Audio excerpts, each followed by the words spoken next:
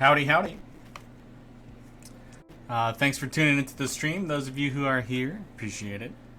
It's been a long time since I've done any streaming of level design work. I believe I streamed all of my work on the swamps and on the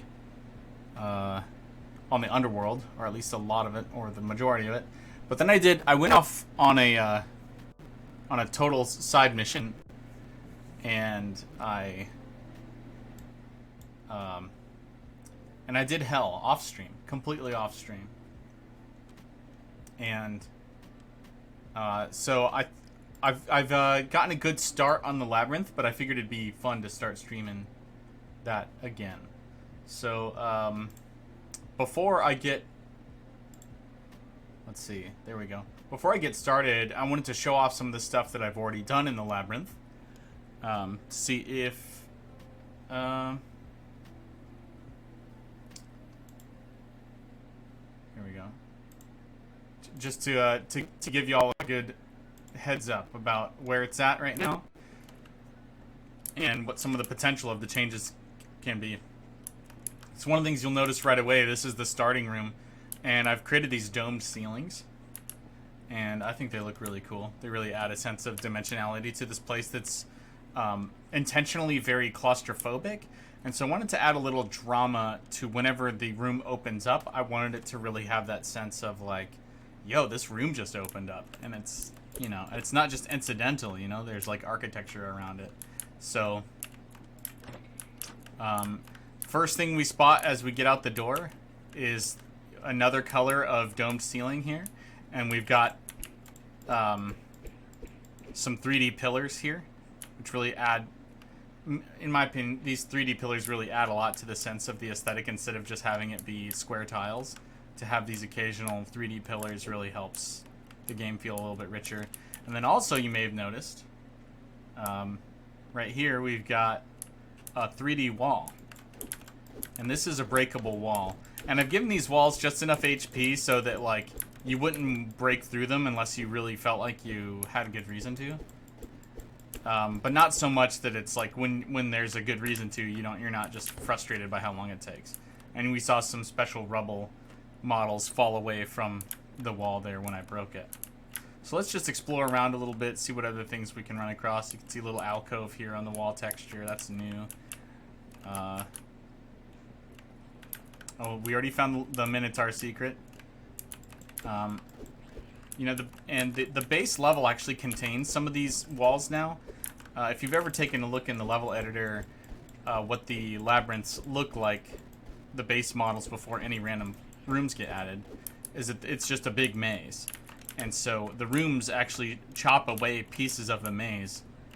And I've added some of these breakable walls to that base maze so that if you're stuck inside of a maze path and looking to find a way to another room, the breakable wall might give you the potential for another way to get through, whereas previously it would have just been a regular wall. You can see a little hallway here with a big opening. Got our friend the goblin. Insectoid's acid can one-shot the walls, which feels pretty appropriate to me. Here we see the first of the 2-tile sculptures, or whatever you want to call them here. Oh, we got him. So I've added a lot of these reliefs and sculptures to the wall textures to help the labyrinth feel like a place that has a little bit more flavor than just yellow bricks. And you can do your own lore theory crafting about what it all means if you want to, but I won't sit here and explain it all. What my inspirations were. You can see here the lava benefiting from the better lava particle that I adjusted for hell. Okay, what have we got here? Looks like there's going to be an interesting room to explore if I can find a way to get into it. Good thing I have God mode on. Minor change here. Check out what happens when I pull this lever. Okay, so these gates always would go up, but I just made them go up with a little more panache, some style. And so instead of all going at once, they go in sort of a sequence there. I just feel like it gives it a little more of a, you know, a grounded feeling, like there's something actually operating this machine. It's not so arbitrary. I don't know. That's just me, maybe. Let's see if we can find a way into this stinking room. Got another breakable wall. Okay, here's this room. Okay, so it turns out this room's actually not much special. It's just that the outside of it is decorated. This is actually,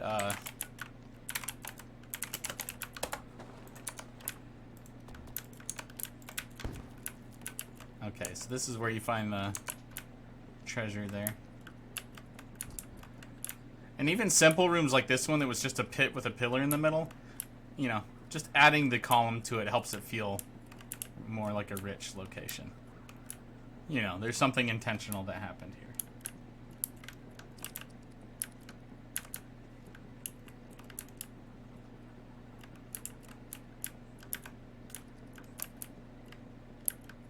These little hallways like this are pretty common because the room is so small. But once I add variants to them, you'll find... Oh, also, these breakable walls are diggable in one hit with the pickaxe. Big thanks to Wall of Justice for giving me a sprite where I could define all these properties. Because, you know, it used to be that either something was breakable furniture or it was a wall, nary the twain shall meet. And now I have the ability to say, you know, it's susceptible to dig or not. Uh-oh. Looks like I really messed up this one, huh? Okay, so I got all the models right, but I mixed up the colors. That's kind of silly. But this is the first time you're seeing this this large pillar model here. I really like this pillar model. It helps the room feel really grand. But yeah, these yeah, I'm just gonna screenshot this real quick. I'll have to fix this room. I mean, it's weird. It doesn't look broken, but it's definitely not... It definitely doesn't make any sense, I would say. So, we'll figure that one out pretty quick here. That'll be maybe one of the first things I fix going on stream. Okay, this room's not changed. Let's see if we've got another way through.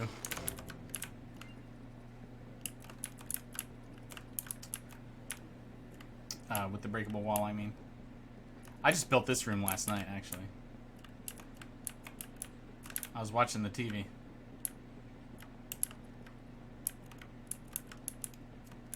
Okay, we've got a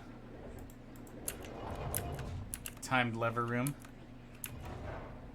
Okay, so one of the themes that I wanted to kind of bake in to the labyrinths is that there might be rooms that are a little hostile with how their levers operate. When I actually first overhauled the mines, I had some rooms like that, and it was just too much for the early game. When nobody has the open spell or dig, or, you know, people are just getting used to the game. I made the mines, I would say, a little bit too hard to navigate.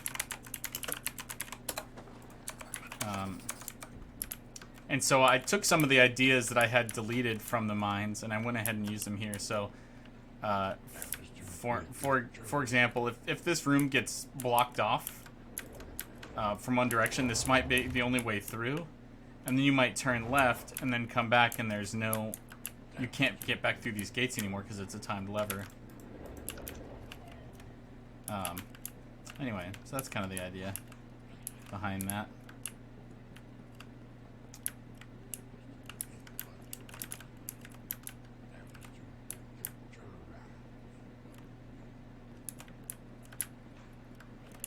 Yeah, here we just have one of the many larger rooms that has a different variant now. Some water pools and nothing else. I try to do a good mix. If you've watched any of my previous level design streams, I try to do a healthy mix of rooms that have things to do in them versus rooms that have that are just places for items and enemies to randomly spawn. Just a nice mix of the two, so you're not always going into every room with some crazy puzzle to solve or activity to do or encounter to fight. So let's just do one more. Let's just do one more look around at what I've overhauled the labyrinth with so far. Got another pit room here. We got these big walls. This wall room was always part of the labyrinth, but now I've decorated with these big reliefs. Just again, just helps the place feel more real, more meaningful.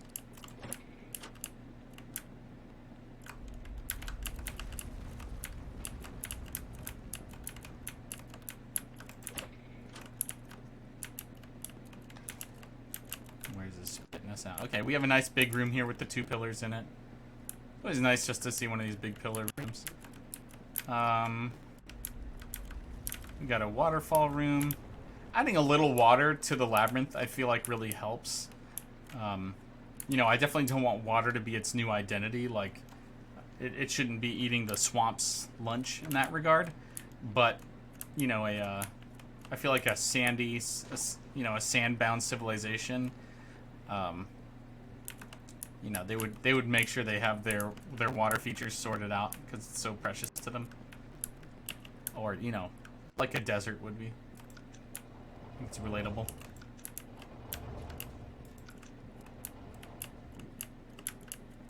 Let's see what other rooms we got.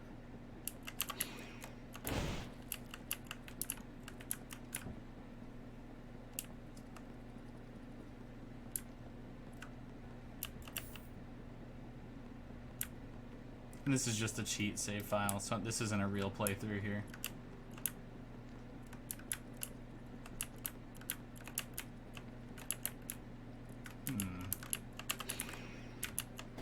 You know, that normally would have just been a regular wall.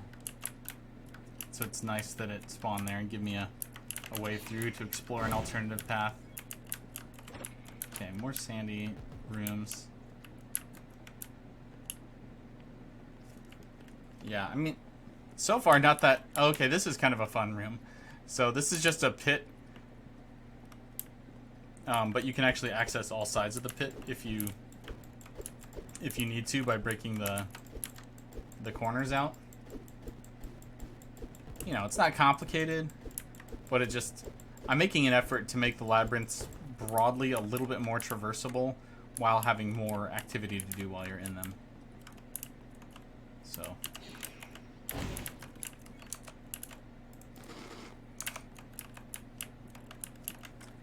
I said one more, but let's do yet one more. There's a lot of rooms I haven't seen any of that I've worked on already.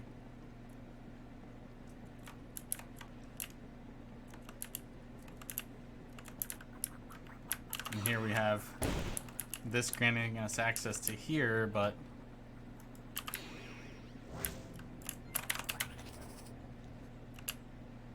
no way through. Use my insectoid flutter to solve that problem. This looks really cool, I think, when the tiles intersect with these pillars and the roofs. It just looks really like organic architecture in a good way, in my humble opinion. I just made this room last night. I threw a few bridges in now and then. The bridges are wood and they look a little bit like more they belong in the mines, but there are humans down here, and so I think the occasional bridge works. I'm just happy to see that the bridge is oriented correctly.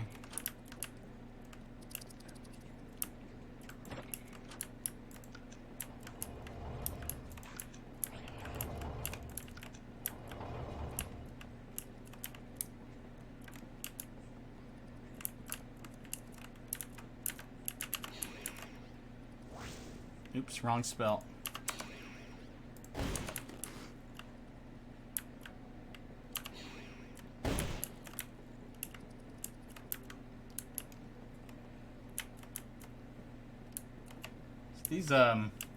These curved walls can really help a place feel integrated into the level design, I think. And yeah, this is the Minotaur secret, or the Sokoban secret, whichever. And, you know what? I think I need to replace the ceiling tile here so it matches the yellow. I'm just going to take a screenshot of that.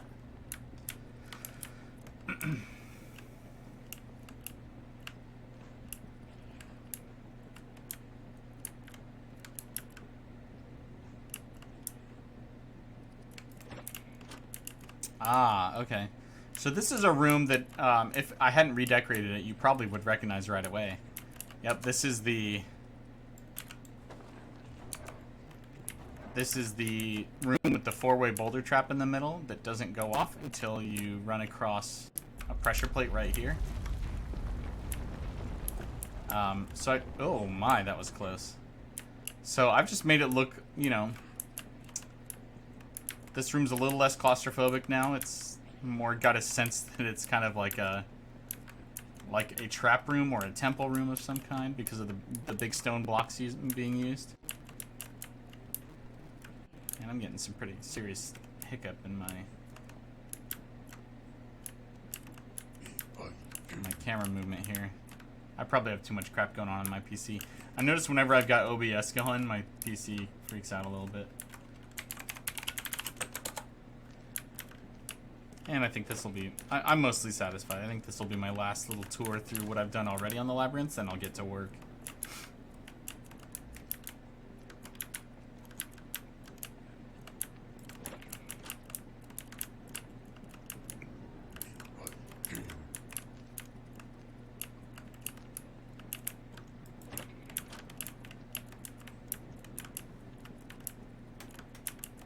So I've done sort of the busy work of making all the old levels friendly to the concept of being used as variants.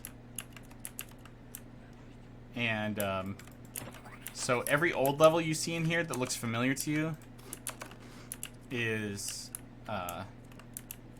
has actually been touched already. One of the changes I made to this puzzle is that I've added a certain wall texture behind each lever. That way you're less likely to get confused about if you've been somewhere before or not in this puzzle. It's a pretty straightforward puzzle, you know, just pull the 3 levers. But on this case, you've got the teal scarab. The previous one was the sandstone scarab. And then this one is the bug statue, or the insectoid statue. And so those are the 3 essential levers. And so if you see those, you know, you can measure where you've been. So just small tweaks, you know.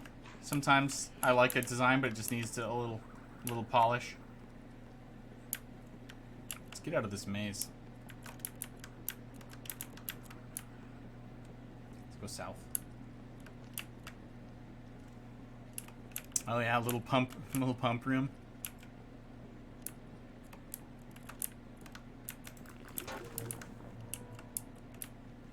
Oh, we've seen this one before.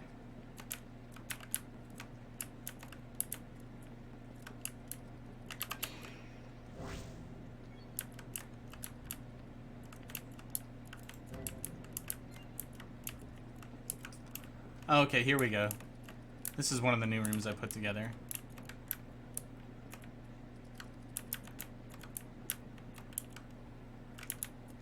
You know, try to make some rooms that just feel a little bit more grand. Something's going on here. I believe this is a variant of the gatehouse room that was just bridges leading to an enclosed room with unopenable gates out the side, and then pits. And so on this variant, I kept the bridge going across the center, but then I made 2 little like altar islands on either side that, you know, stuff might randomly spawn on, or you might use them tactically.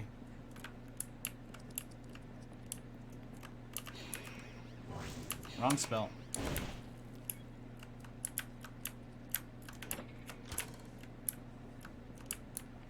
Alright. Well, I feel like I've sort of showed off enough of the new Labyrinth. If you're just tuning in, you know, you might enjoy rewatching maybe the last 15 minutes or so and just to watch me wander around the Labyrinth and show off what's new so far before I get to work. I'm about a third done with the Labyrinth room overhauls. And so this is, you know, only representing about a third of how different the Labyrinths will feel, but you can already start to get an impression of how the new decor is going to make the Labyrinth feel like a new place. So I'm going to go ahead and leave the game up in case you need to come in and check things real quick. But let's switch back to our editors and just get to work. I want to thank you again for tuning in to just watch me work. I'm going to turn the music on, and I may not be talking too much. As if you're familiar with my work streams, it tends to be how it goes. But yeah, I'm happy to have you here, and feel free to ask questions and stuff. I'll be watching chat. Cheers.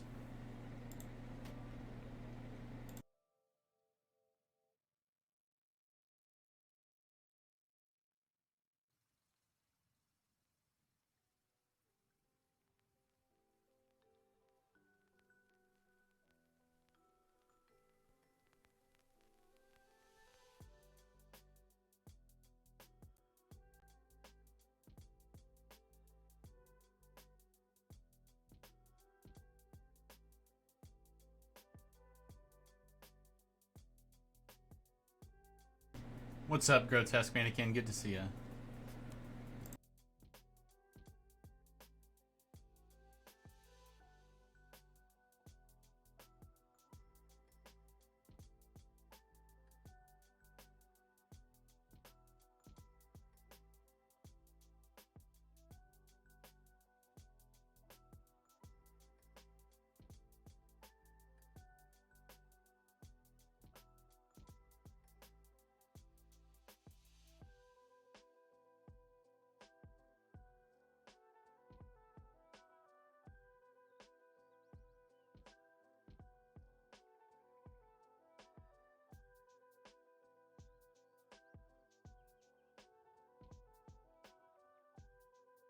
So what I'm doing right here is I'm setting up those new ceiling tiles with the domed ceiling to them, and so it takes a little effort to get them all in place, but it takes a little time.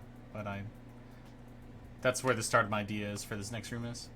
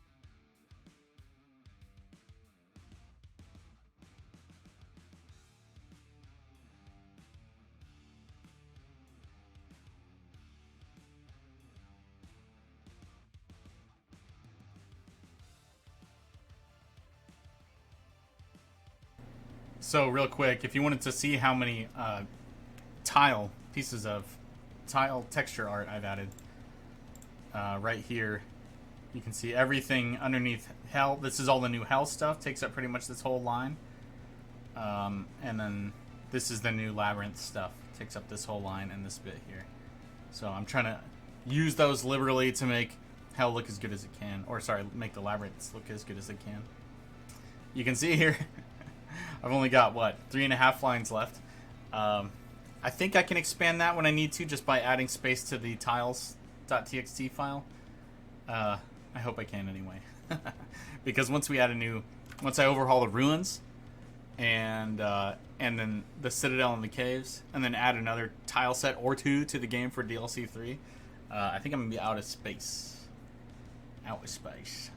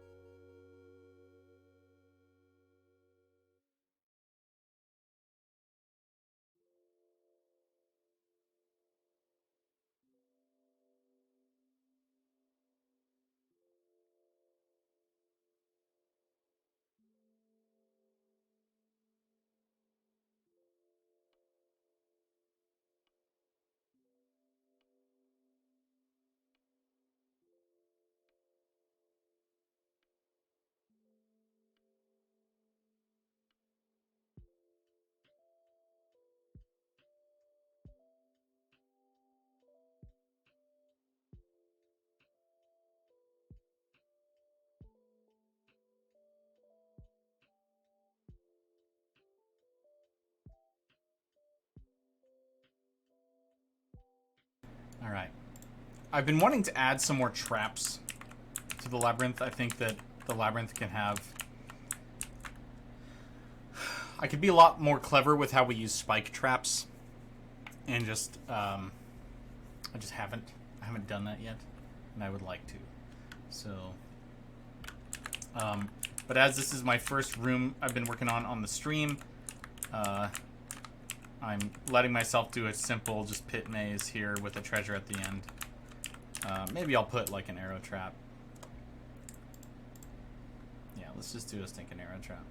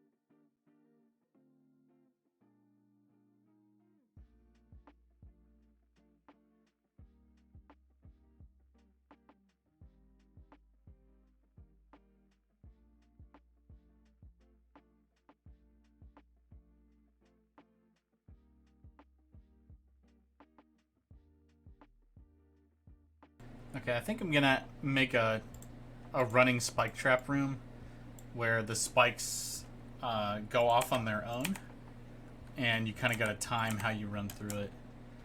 I think that's the next thing I want to do. I've already done one room kind of like that, but it's pretty small, and this is a pretty big one, so I think it'll be fun. I'm going to worry about where you enter, you know, a little later as I continue to design it.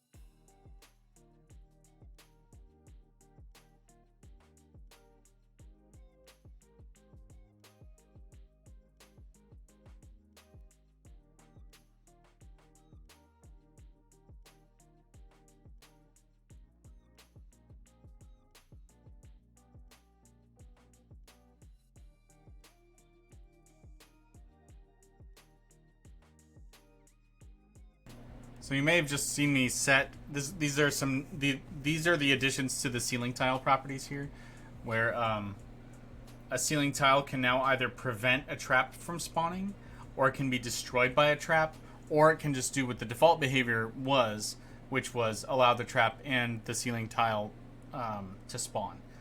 And what that allows me to do is, like, I can build these big ceilings and still allow the game to make boulder traps the way it normally would, but destroy the art so that if there's a boulder trap, you will be able to see the hole in the ceiling. Whereas if the ceiling tile didn't delete itself, then the boulder trap would clip through the ceiling, and it wouldn't be fair because there's no way to see it. So, but it also allows me in some circumstances where if I want to do like little decor on the ceiling, like shackles hanging, or something like that, you know, some kind of rope or moss hanging from the ceiling, vines, I could do that, and the type of decor wouldn't be too disruptive to being able to see the boulder trap. Or maybe it would be deliberately, it would disguise it a little bit, but if you were looking closely, it wouldn't disguise it completely. And we can do it that way as well. The other thing I got going on here is that I can set whether or not the Minotaur breaks it. So in the case of these ceiling tiles, they're definitely too big for the Minotaur. He would clip through them, and so I want the Minotaur to break the ceiling tiles if he walks through them. Whereas something like hanging vines or a shackle or something like that, I wouldn't care if he clipped through them, and so I wouldn't have him break those. So yeah, those are just some new tile properties we have in the editor on the current developer test build that I am. So I just have to remember to set those how I want them.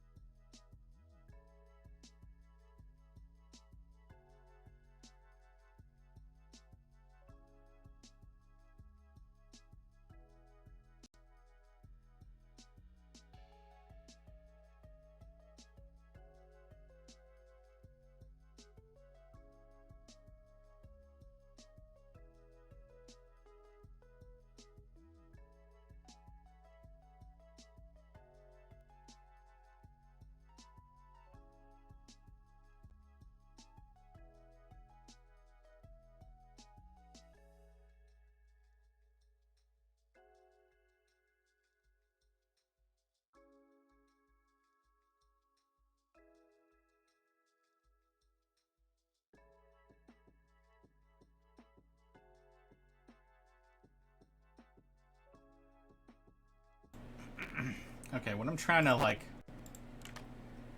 puzzle through here for myself is I would like to make the idea behind this dungeon is you go in and there's these gates that you can't get through until you pull the timed lever.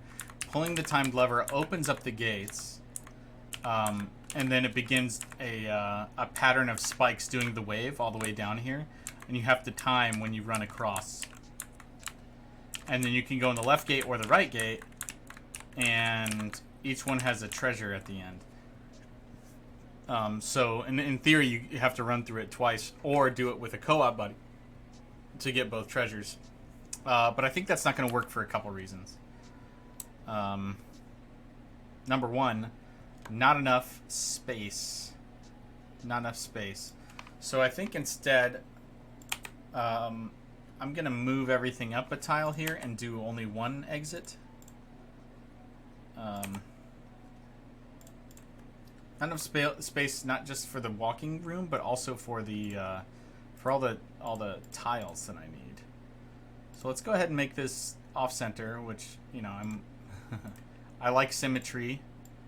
It's difficult for me to break out of my symmetry pattern. Let's go ahead and push this all the way to the edge, like so. And then we'll just move up all these ceiling tiles.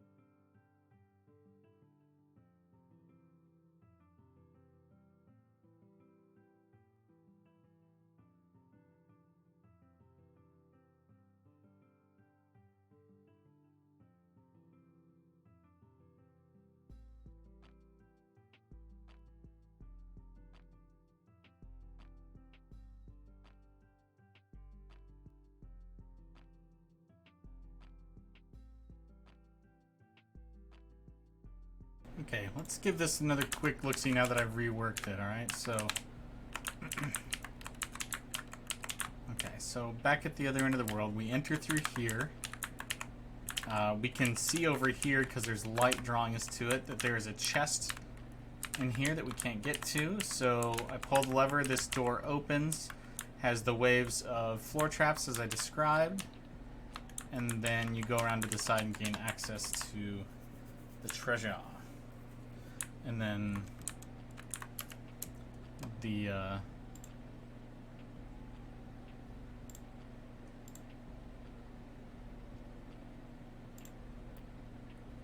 stepping through here would actually let's just keep things compact and move it to the end here.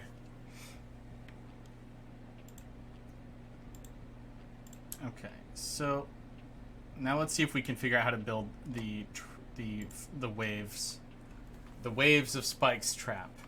So we want this to get its input direction from the south, which means it'll go like so. I want the whole room to be filled with these spikes, and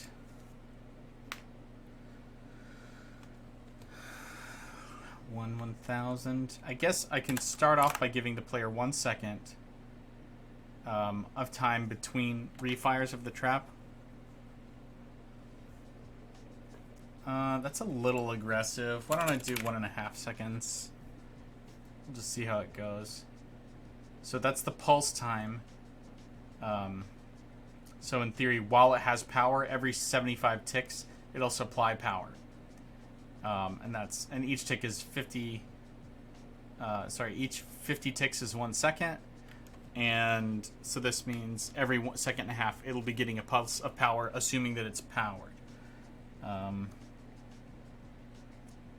Turn off without input signal. Yes, that's how I want it. Okay, so in theory, let's just get this part set up.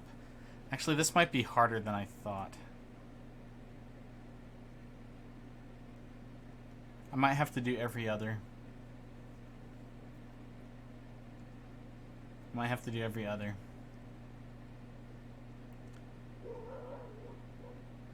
I mean, I could make this 1 wide and then stagger it. The problem is that the wires will create, it'll disrupt the timing that I'm trying to get out of this. So if I say, you know, make it like this, and then I'm only running 1 row of spikes, and then even that is sketchy.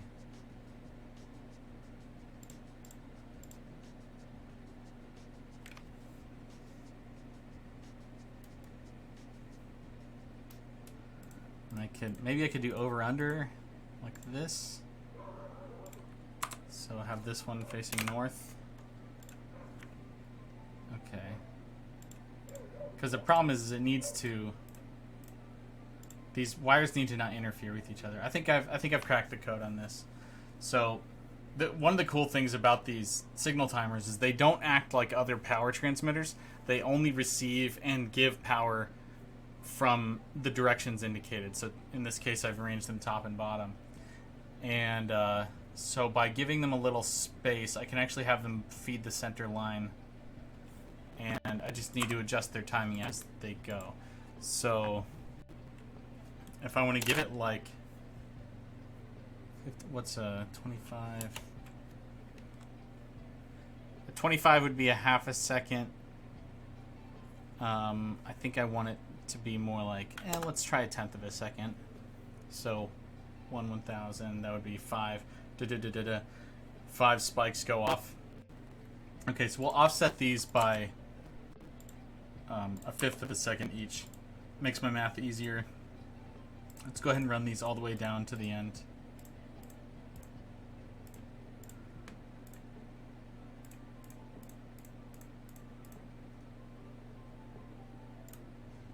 Okay. So this one is 10. That means this one's going to be 20. And this one's going to be 30. And this one's going to be 40. I feel like I'm dealing with redstone Minecraft stuff, which is really kind of sad. 50. 60. 70. I guess if you're good at Minecraft redstone stuff, you'll be a good level designer for Barony, assuming that you know how to make stuff fun. 70. And this one's 80. So actually, so by the time it gets all the way to the end, there's like a tenth of a second where none of the spikes are going off before it restarts. So let's have this go for like 8 seconds, so the player can kind of take a look. Actually, I just realized that this doesn't need to be a gate. And by that I mean it actually can't be a gate, because if this is a gate, then the player couldn't get out if they got through here and the time ran up. And that's not what I want. I don't want to make that situation. So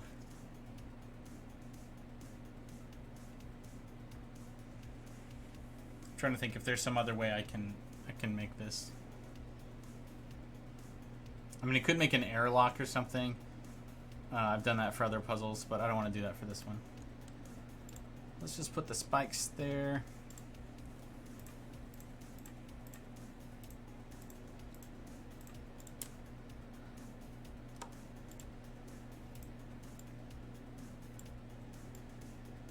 I confess I kind of like how the limitations force different things from the level design. So, for example, now that this is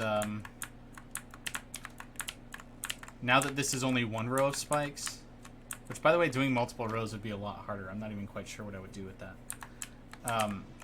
It means that there's these sides now that are open, and it's an open pit, and that means that levitation is an advantage for this puzzle. If you're levitating, you can go off to the side, and basically as long as you can judge when not to go, you can get through at the last second.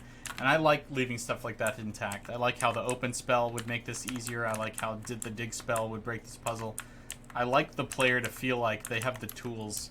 Like, if magic doesn't break anything, is it really magic? You know what I mean? And so I like leaving that stuff in. And I probably wouldn't have thought to do it in the same way.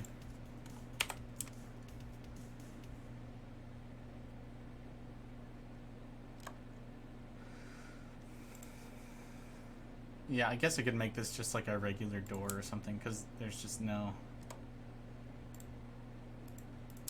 no way that I can make like a one-way gate. The only way that I could do that would be to put like a pressure plate or something back here that would open it permanently anyway, so like what's the point?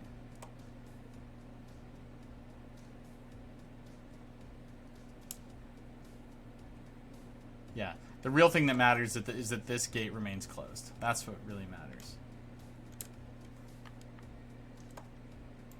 Okay, let's throw like a table at the end here. Something might spawn on it. No chairs. And it has a random item chance.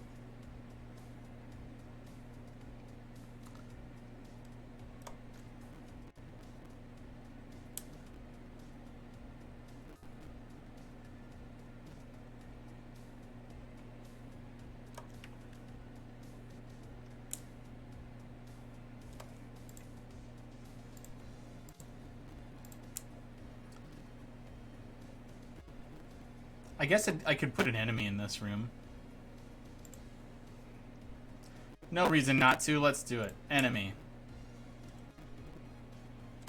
You've gone through the gauntlet, now fight an enemy. And we'll disable traps in this room so that a procedural trap doesn't ruin this one.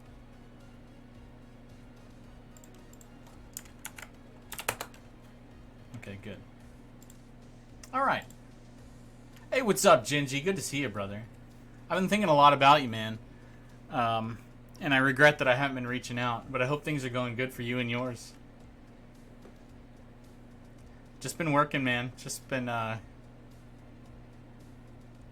working, turning wheel. Lots of stuff to do.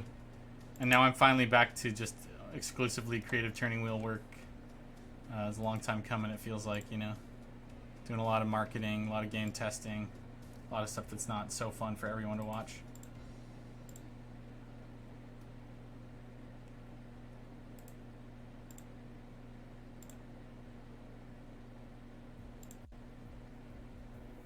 So it's good to get back into it.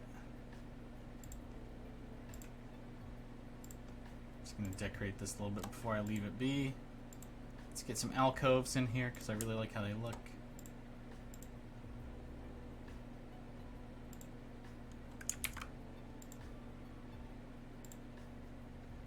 Something like these. Why don't we put teal scarabs here and here? Okay, so you get in here, hopefully there's a monster hanging out. You get to come through here and have the nice big, oh, we gotta put one of these here. There we go. So you get that nice sort of greeting into this big room. Oh, I see what I was going for. Yeah, I gotta delete this. Bam and bam. Yeah, alright. And as always, the treasure may be absolutely nothing, and that's for the player to deal with. All good here, just stupid busy. Saw the Barony Kickstarter update the other day. Can only imagine that you are very busy. Exciting to see progress though. Thanks, appreciate it a lot, man. Well, and likewise, I imagine you're quite busy yourself. New work, new family stuff. I suppose your work isn't that new to you anymore. Alright, so hopefully this trap situation works. I'm pretty excited about it. Let's load up, B again, because it's a very simple room.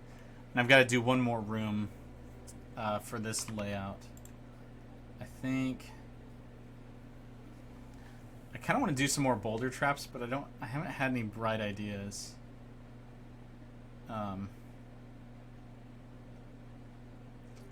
Like... There's some cool boulder traps in the mines, and I could duplicate that style of trap. Why don't I give that a go at least? I don't know. Let's get a layout. So far, let's take a look at the rooms we have so far. We have, this is the prison, or the menagerie as it's called in the level file. And I've turned that into just an empty room with like a, a roof or a shelter area in it. Shelter from what? Don't ask me. So this is the kind of room that the game should hopefully spawn something interesting to do in. This we have a simple arrow trap maze. And then we have this spike trap puzzle room I just put together. So I don't have any layouts that go through this room vertically, so maybe I'll do that as the inspiration. Fun fact, a lot of the rooms in the mines are actually just named after letters of the alphabet, because the shape of that letter is what inspired the original design of the room that Sheridan put together. And going with something like that, when you have to just make a lot of ideas, just having any guideline at all can really help.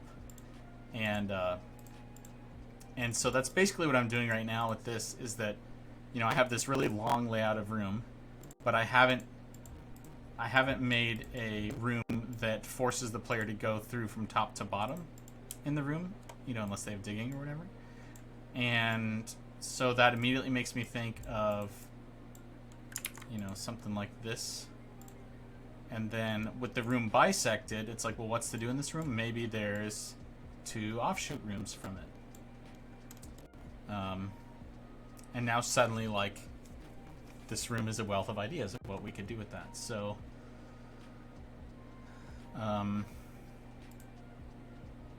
what can we do with that is the question.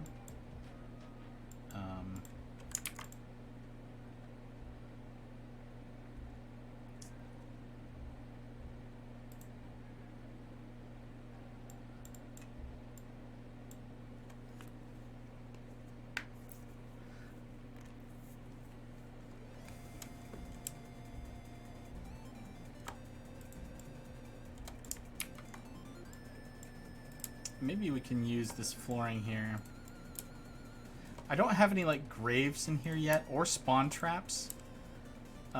Because this is sort of like ancient civilization stuff, like, you know, spawning skeletons and stuff doesn't quite feel on theme.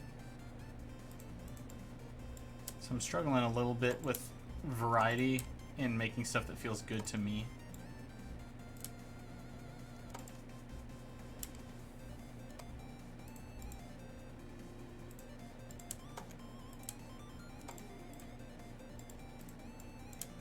But if I make this a sand floor, I could justify, you know, ghouls digging out of the floor.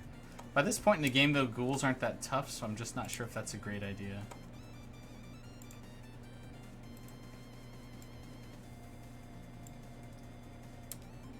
It's just free XP, you know.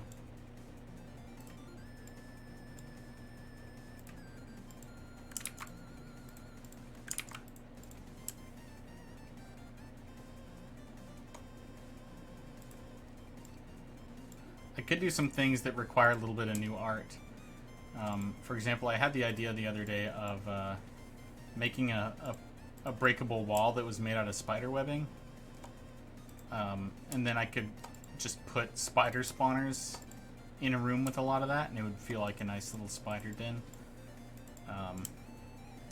But, you know, creating more art right now, I'm not sure if that's how I want to spend my time when I'm trying to get this Labyrinth update done.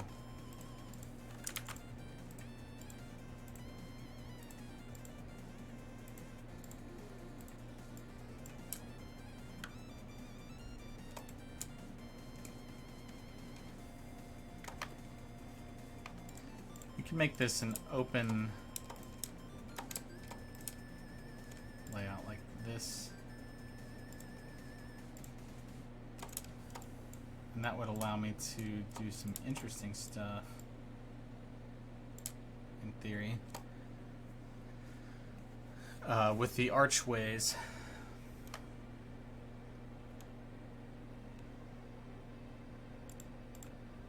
Okay, let's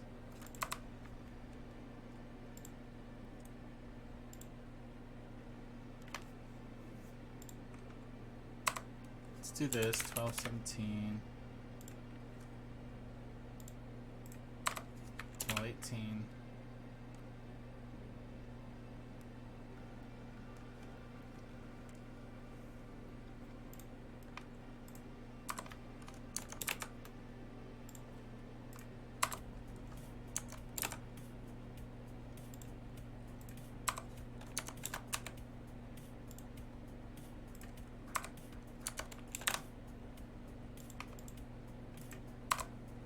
And here, I'm just doing the ceiling edges.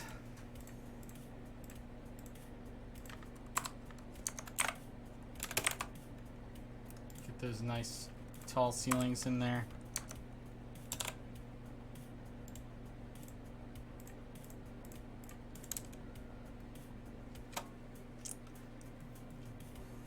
So question to me is like, what would I put in here? I could make this like a barracks for insectoids or something. Which they're fairly dangerous at this level in the game. I would need to have them be locked off so they didn't wander away.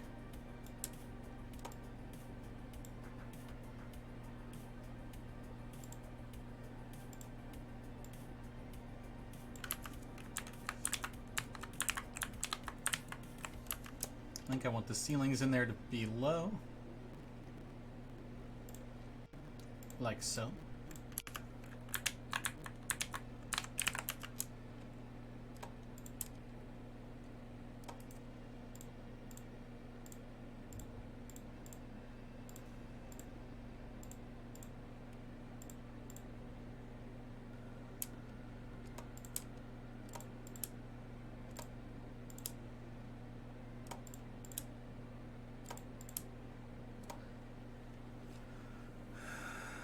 All right.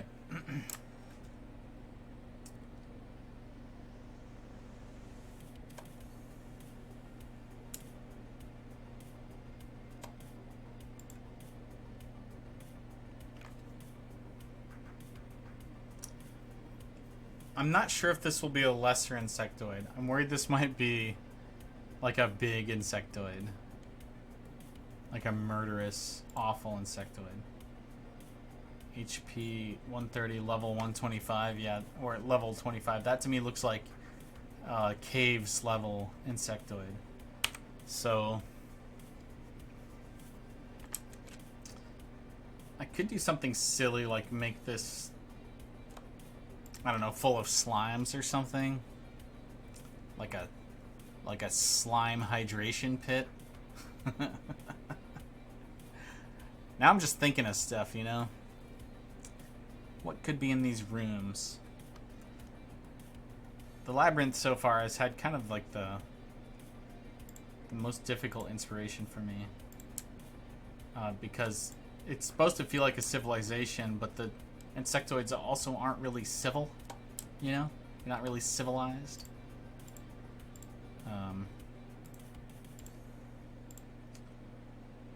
And so putting like a room with tools in it feels like a little strange. And by tools I mean, you know, just like sort of kind of standard stuff that you live with. Accoutrement. Bunk beds, like the insectoids sleep in beds? I don't know, that feels a little weird. What do insectoids eat? Yeah, great question. Maybe they eat tomali. You know? It's delicious.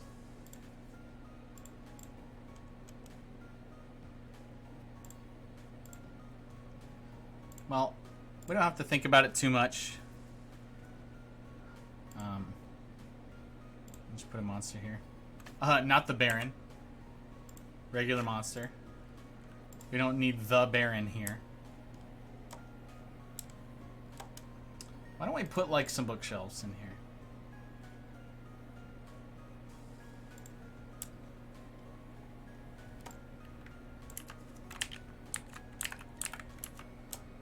And while we're at it, let's throw some ceiling tiles in front of them. Or not ceiling tiles, floor tiles, obviously. You don't want to get your books all dirty.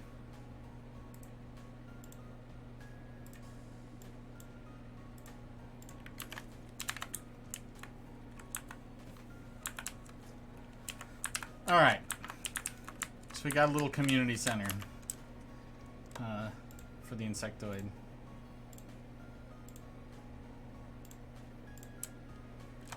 And then on the other side we can do barracks. Wouldn't be the first time we've done that.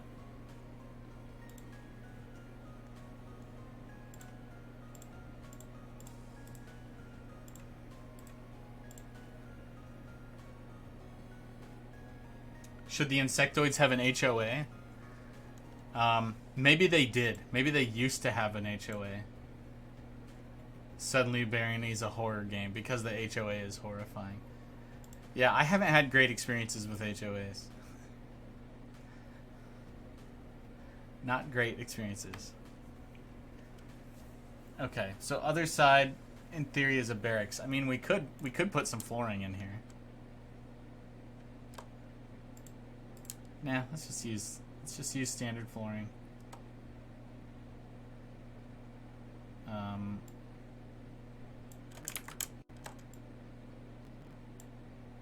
Let's get a couple fountains in here.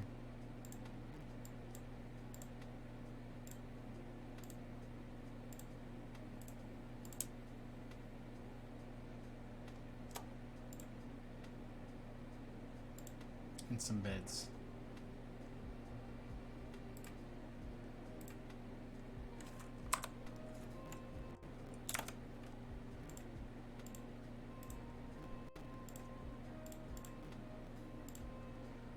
Item. And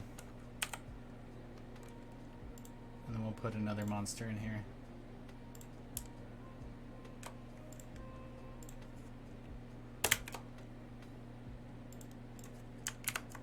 Okay, that was D.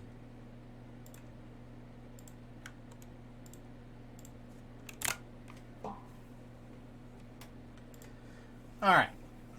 Got a simple 2-room thing going on here. Yeah, I think maybe the insectoids used to have an HOA, but then, like, it caused an apocalypse, and that's what we're left with right now. And so now all the insectoids know never to permit an HOA again. That's like the one value they all share. No HOAs.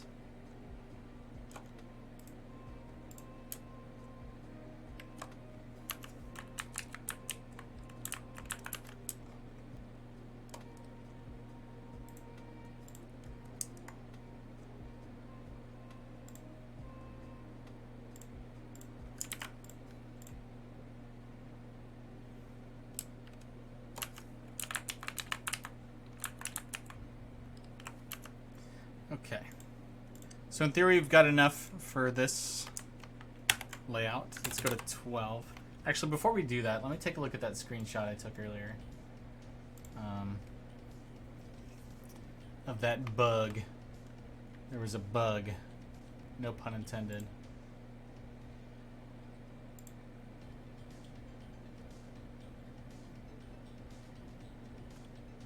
Homeowners Association is often known for bringing the apocalypse. That's right. What's up, in-game GF?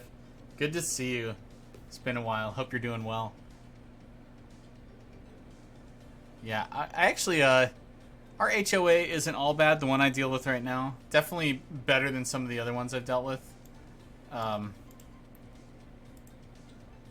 know, I have confidence that the people on the HOA are just regular people who live here, which is like kind of the main issue I've had with previous HOAs. Is like, who's this external organization claiming to speak for us? What's their deal? But our you know, our HOA's got regular folks in it, but the problem is the bylaws. We have actually. We're gonna. That's unheard of. Well, that's good to hear. It means I got lucky.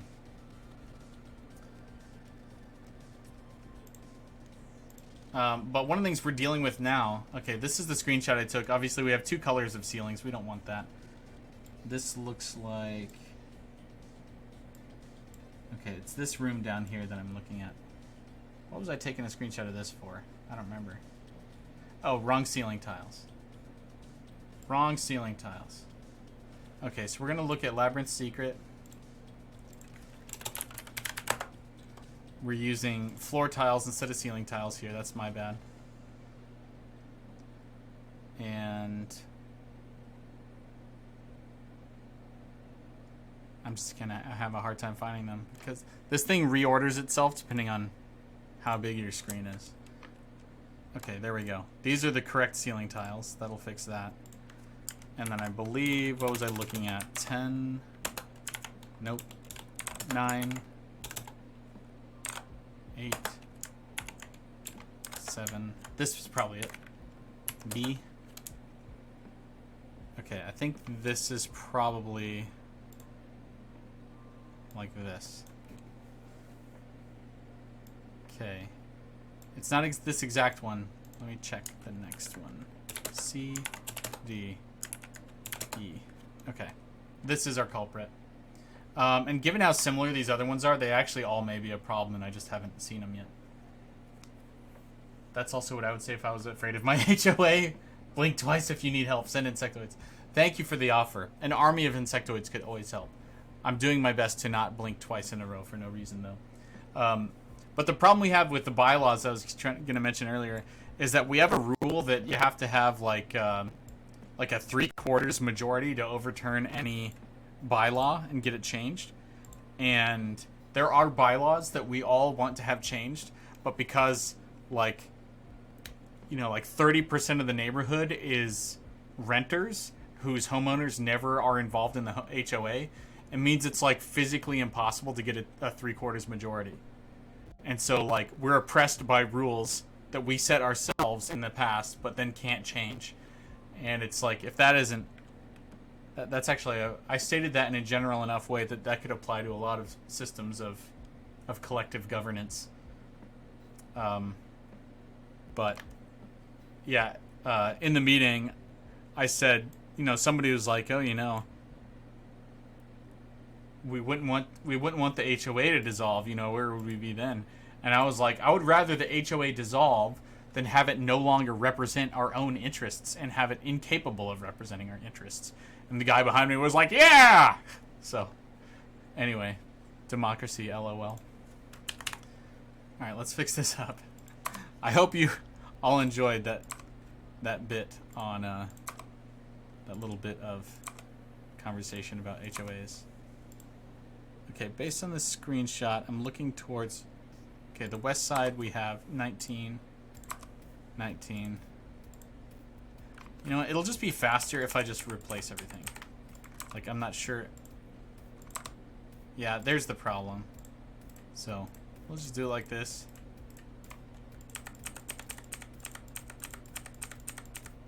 I don't know if they're all wrong, but I also don't care. It'll just be faster. Waste less of my time doing it like this. Redo it. One of the things I learned in art school is that oftentimes it's faster to start over than to try to fix what you have.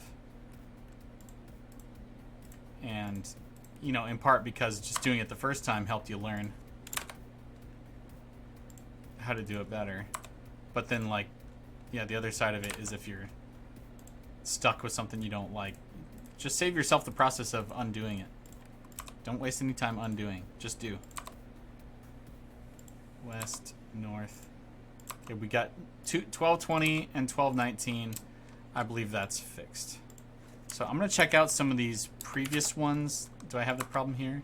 17, 17, 17, 17. Okay, it looks like I had just changed the color of the ceilings from orange to yellow on this one, and I just failed to replace them all properly. So we good. We golden. We fixed our bugs. New insectoid lord, that's right. Wise words. I feel like that applies with music in some ways. Comping a track is almost more annoying than just getting the correct take. Yeah, I could see that, especially because you get so many layers working in with music. If something just fundamental isn't working, all that other crap's going to distract you, right? So you just rip it all out. Get it going from the beginning. I like that. I like that you brought in that music perspective. For those of you in the chat, Genji's a good friend of mine, and we both live in the Middle Tennessee area. And being close to Nashville, I know lots of people that are extremely talented in music, with Genji being one of them. So the music analogy doesn't surprise me in the least. And I mean that in a kindly way. Okay, we are on 11. We're going to go to 12. Labyrinth 12. Hooey. All right, we got a big boy. 12A. Okay, great. This one is called The Pools. And if you've played enough Barony, you've probably run into these where there's 8 stinking fountains. And then because there's not that many rooms, like multiple of these might spawn in a map, so you got like 8 fountains or whatever right next to each other. Or sorry, 12 fountains or 16 fountains. So I'm definitely going to redo this room and make sure that oh, this song sounds like Shovel Knight. Anyway, I don't know how I feel about these pillars in the corner here. It's probably fine.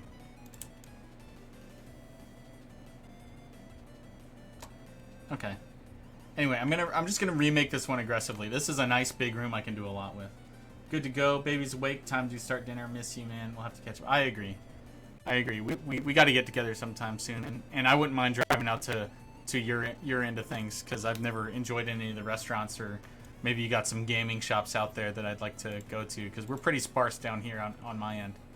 So yeah, would love to. Hit me up. Cheers, Ginge. Ginge. That's short for Gingy, for those of you who aren't familiar with Tennessee parlance.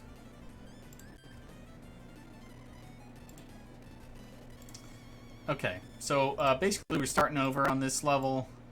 Oops, wrong texture. Starting over on this level just because we can make it whatever we want to, and we're certainly not going to be beholden to the idea of all these fountains. See if you can make it work. Adios. Cool. Thank you. Torch. Is now the time to try to fiddle with some fancy pants boulder trap. Or maybe I make another shifting walls thing. I think I would like to make a shifting walls thing.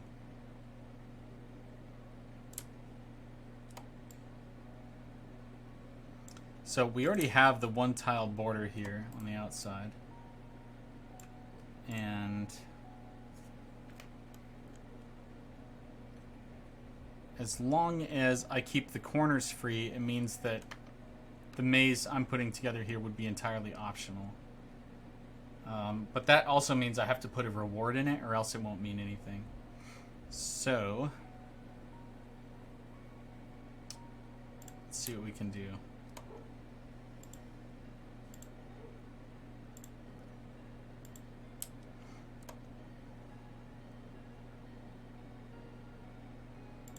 I'm gonna just move these off to the side here. I'm gonna make a nice little 9x or 3x3.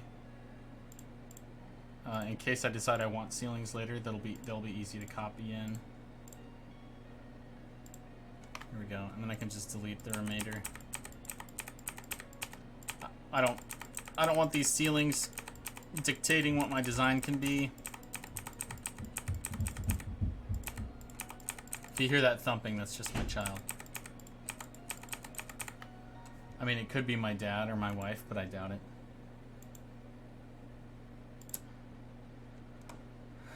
Okay, so a maze, a maze.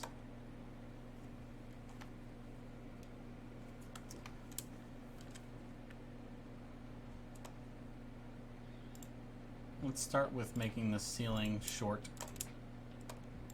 That way we can add any exceptions rather than it being tall by default. Let's go ahead and wall in the place. And cut away the corners like I described, so that it will never trap you in theory. And then we can just randomly select some spots here.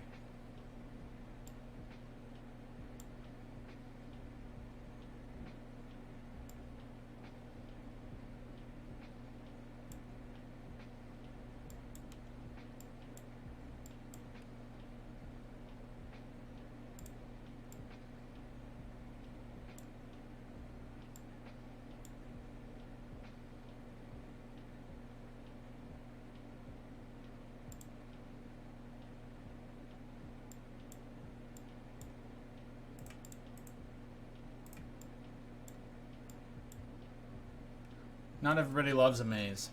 Not everybody loves a maze. That's true. But if I have a good reason to go in to the maze, then hopefully people will choose to endure the maze. I don't know. Part of the objective here is to... I would kind of like a maze that changes paths as you go through it. You know, it isn't what it appears. That's sort of like a theme, the theme of a labyrinth. And these are the labyrinths, and we have precious little of that theme, you know? So, my question is, how do I do that? How do I do that? I feel like maybe the best way for me to start doing... I mean, I could save this one out and just call it just a standard maze. You know, it's just a simple maze.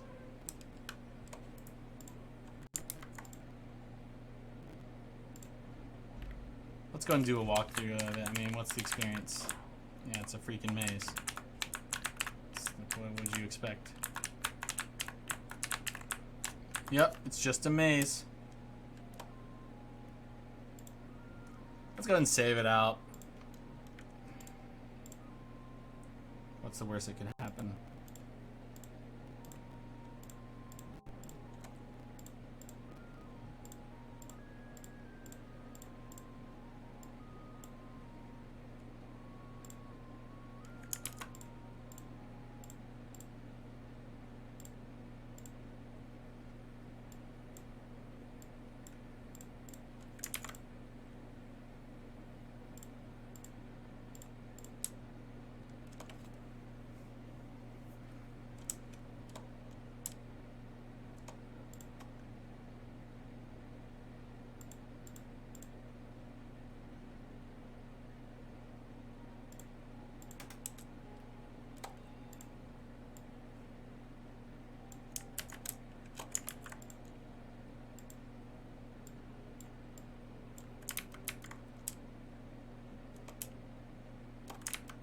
Okay, here's what I'm going to do. I'm just going to copy paste this onto the floor layer so that I can fill in the maze with other textures without having to constantly flip back and forth.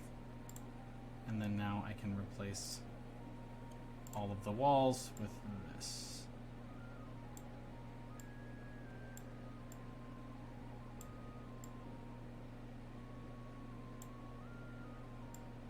And we try to have a little bit of artistry when we do it, even something as dumb as a simple maze like this. Just a taste of artistry.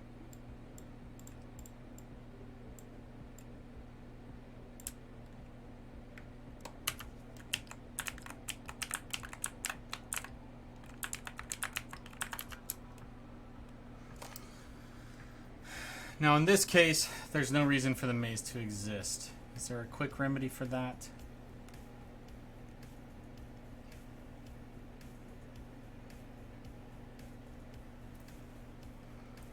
You could put a room in the center, like so. Something like this big.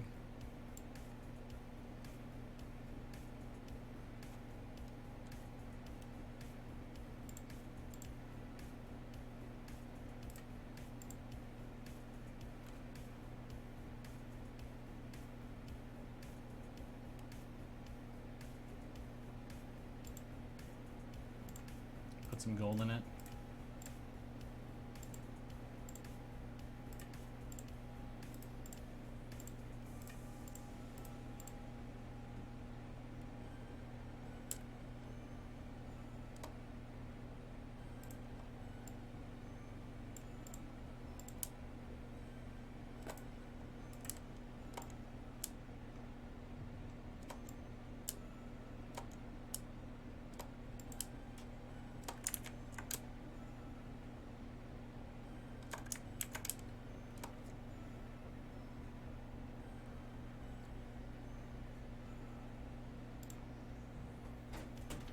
Okay, let's get... I'm streaming, what up? Can we interrupt for Marin to do this with you, or you want to skip watching? I can take a break. Okay. I'll be there in 2 minutes. Okay, thank you.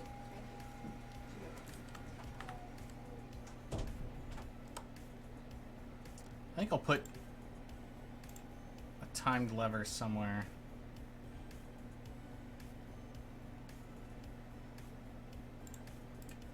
Maybe right here.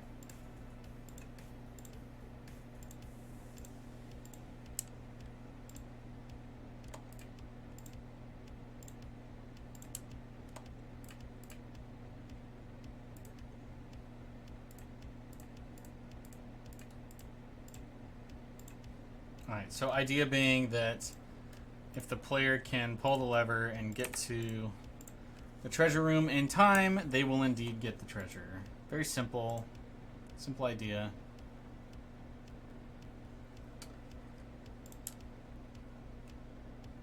I feel like the right thing to do would be to put a tall ceiling in the treasure room here. But let's go ahead and save this as B, give it my name.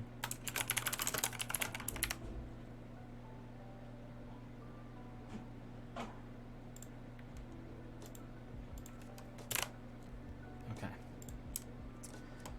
All right, we got one variant mostly done. I'm gonna take a quick like 5-minute break or so.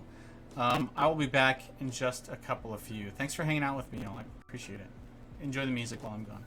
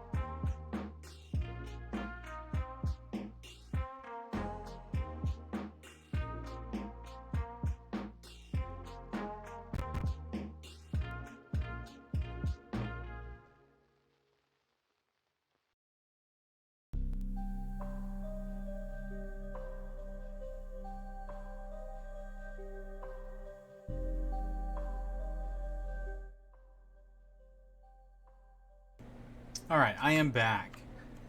Thanks for your patience. So, I'm going to take a look at my model file. Here's my list of all models in the game. And I want these to be yellow ceilings, so I'm going to refer to 120 and 121. But Notepad++'s list starts at 1, and the game's lists start at 0. So I need to always subtract 1 from whichever one I'm looking at to get the true number. So these are going to be 19s and 20s. 12, 19, 12, 20.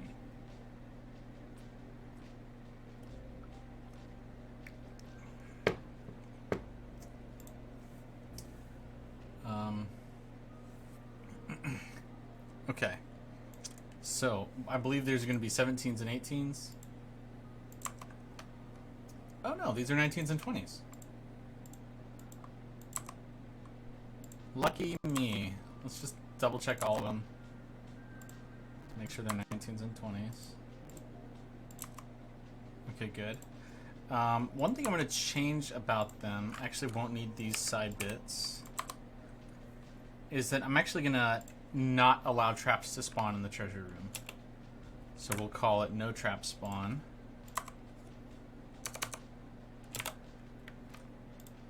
That's one of the other handy things about these ceiling tiles, is that it used to not be possible to have just a certain set of tiles in a room that where traps would not spawn. And now, because of these ceiling tiles, I can just arbitrarily decide, no, I don't want any traps spawning on these specific tiles in a room. That gives me a lot more control as a level designer, which is very nice to have. So we're going to delete these ceilings and replace them with our ceiling tiles.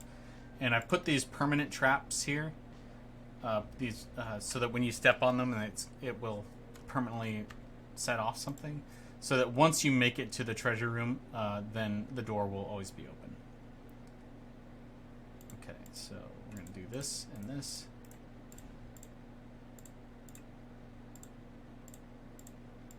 Like so.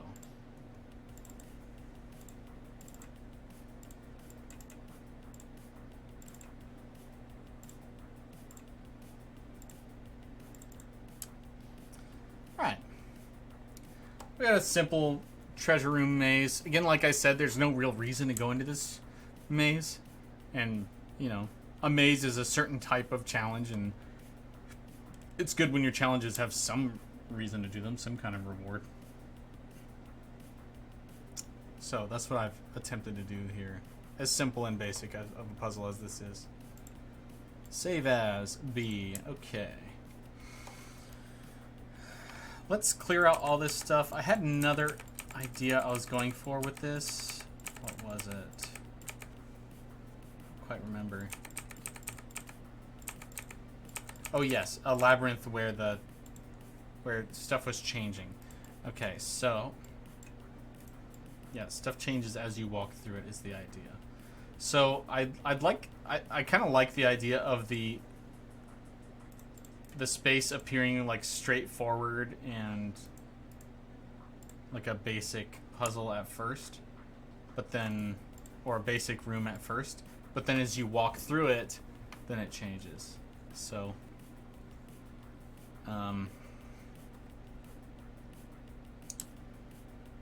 let's see if we can deliver on that. First, let's get rid of all this flooring.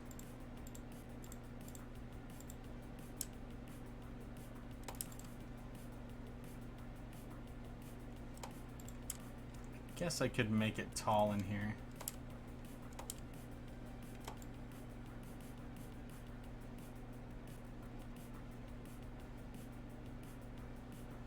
Like so.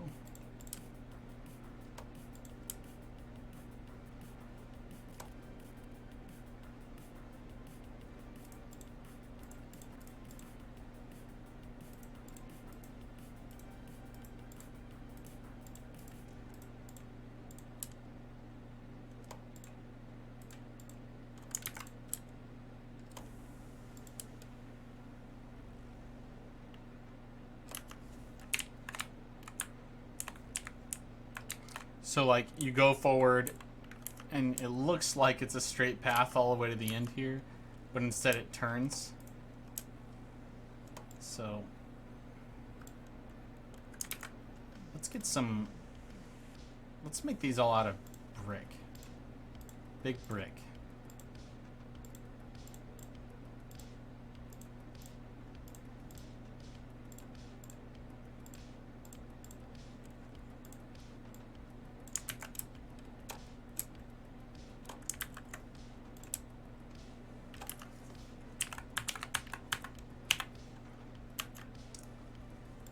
And let's get some ceiling tiles, smoothing it out a little bit. Straight out the gate. We want orange ones, so that's 12, 17. It's facing south.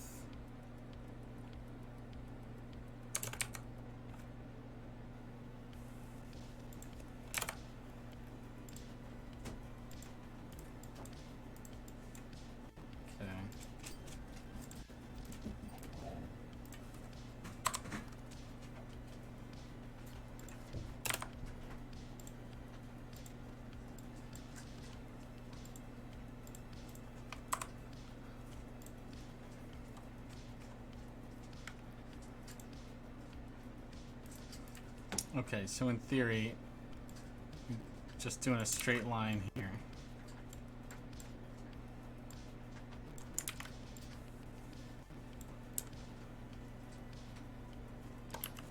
So,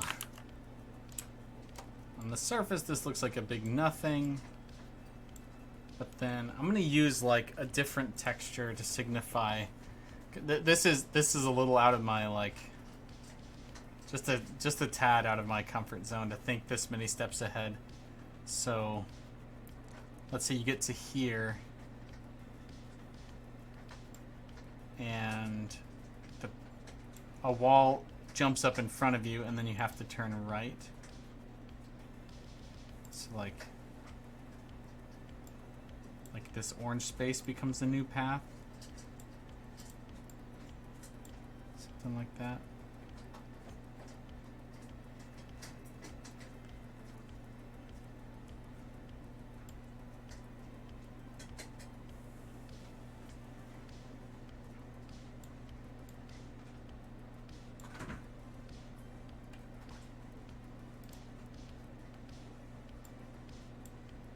And then maybe let's do another color here to help me here. Like walls would appear. Walls would appear here and here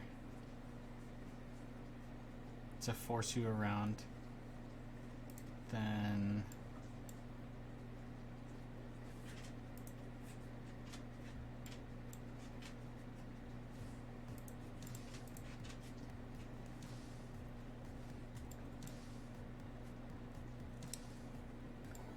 these need to be broken down in theory.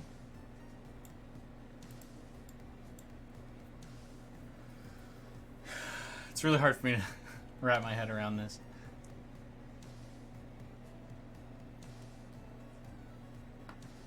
I mean, this would unify the paths here. And I guess part of the question is, do I want that?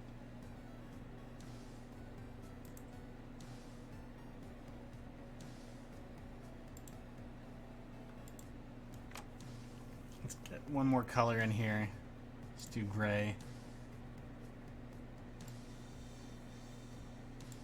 So like, maybe you don't get access to this path, or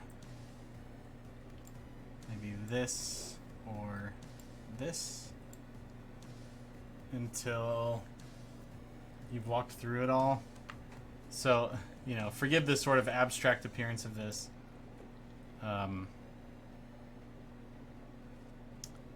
We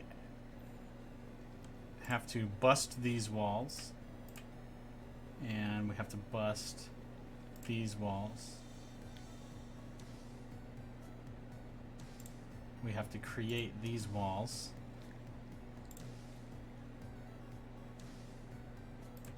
Right here and here and right here and here to redirect the player And then in theory, for these to not be accessible later, we have to bust these walls, and this wall, and this wall. So that means everything else, in theory, can be solid or open as we desire. Like so. No, not like so. What about these ones? These ones need to be busted. Like here and here and here and here.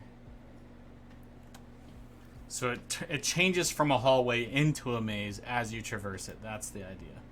Kind of silly, but that's what I'm going for.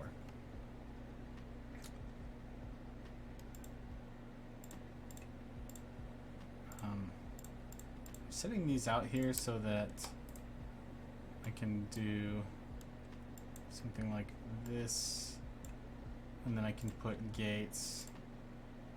Donk, donk, donk, donk.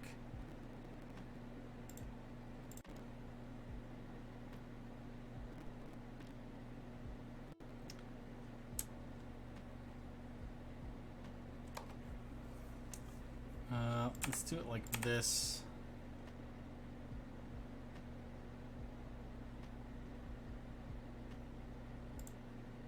Like here, and then do a lever.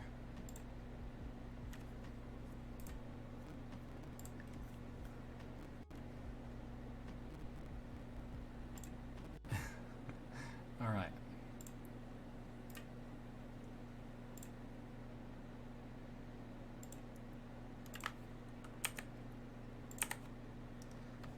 Oof, my head is spinning about this. I don't quite understand what I'm doing. Okay, so we're going to walk down this path. It's going to have to be clear at first. But then you're going to step on a pressure plate here. We've already got a problem because this is too close to this wall bust.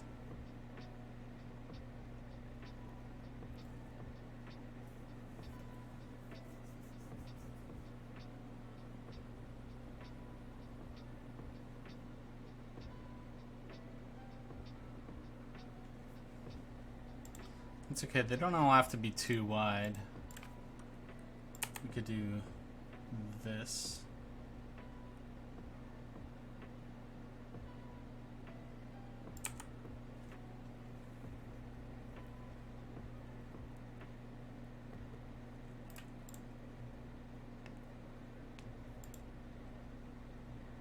Okay, so we do want this to happen. You walk forward, destroys this wall, or destroys this wall, creates these walls. Then you wander through here, which should be open.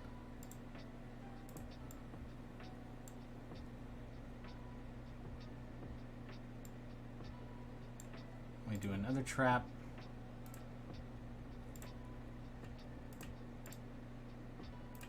Which destroys this wall.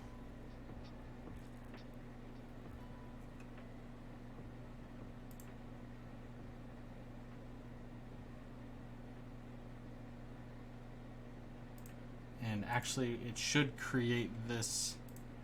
Let's just go ahead and do all that.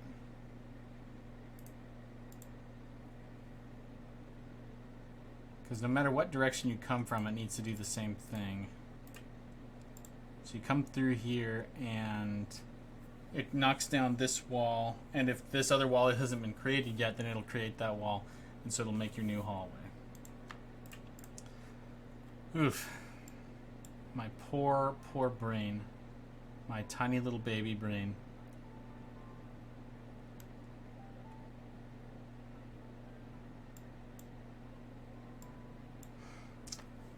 And then once you get to the other side here, this is all go through.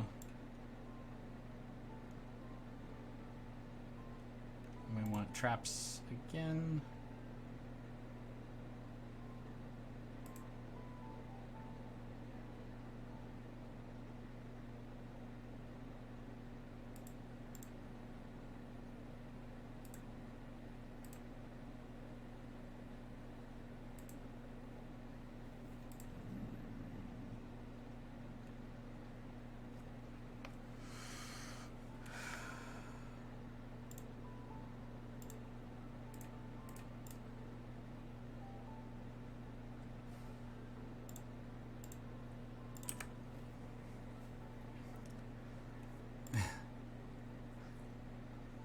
It's hurting my head. Okay. So that would bust this open.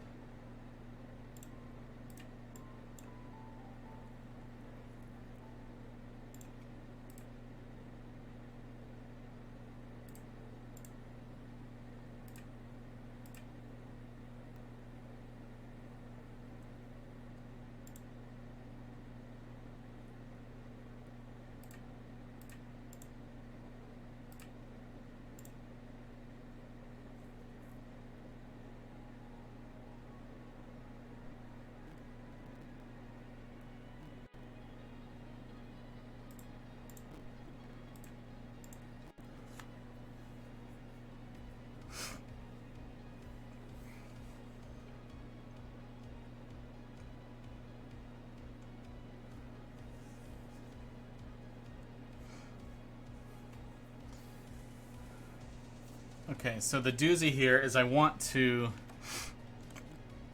only bust these gray walls open once you've gone through that side. So I don't want them to explode when they're right next to you. I want them to explode once you've been through this area.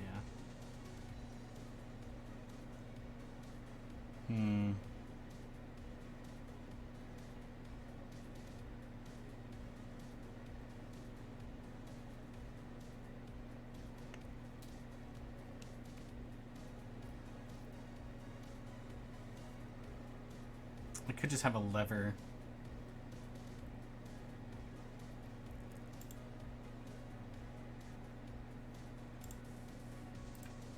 It's like something there and there. And then also like another one here and here. That... Alright, we'll put some scripts here.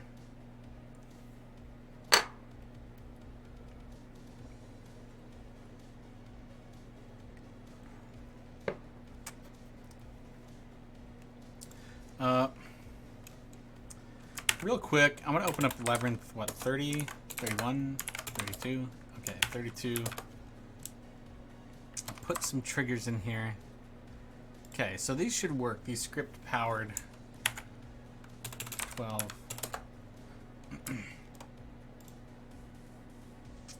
I can make some text scripts so that I don't have to use the lightning bolts to motivate where all that stuff goes. Let's go ahead and clean out these here. The color coding actually really helped me, as silly as that might sound.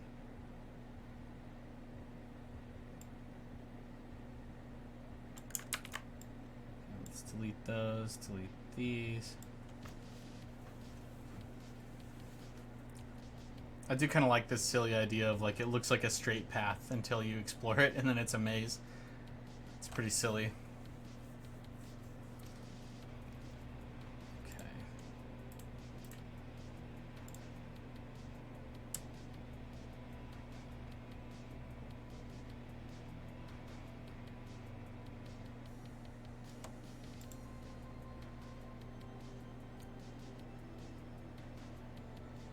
Maybe I do the whole puzzle with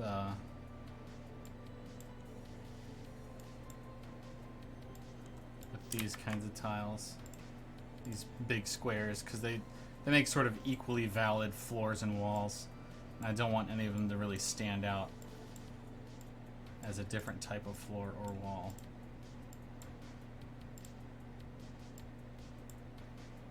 Except for the exterior ones.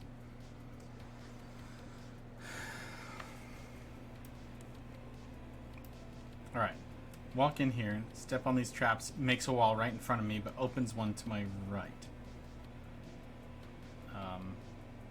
And then I walk through here. If I'm coming through this way, then these would destroy that same path. What's up, Ink?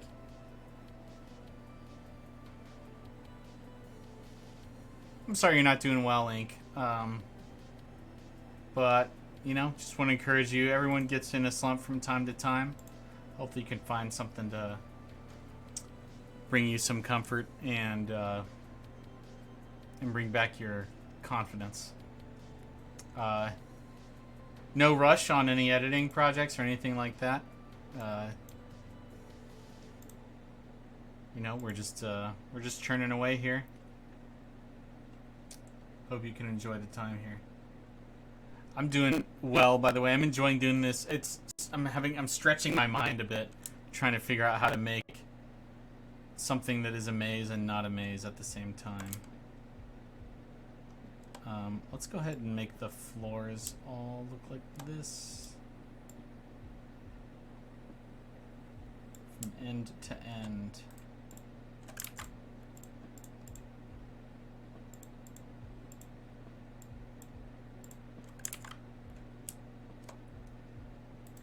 Let's fill it in, fill it in. When you break a wall or create a wall using the game's bust wall or make wall sprites, it copies the floor for what that tile would look like. And so if I have the whole floor look like these square tiles, then all the walls will look, you know, sort of as expected.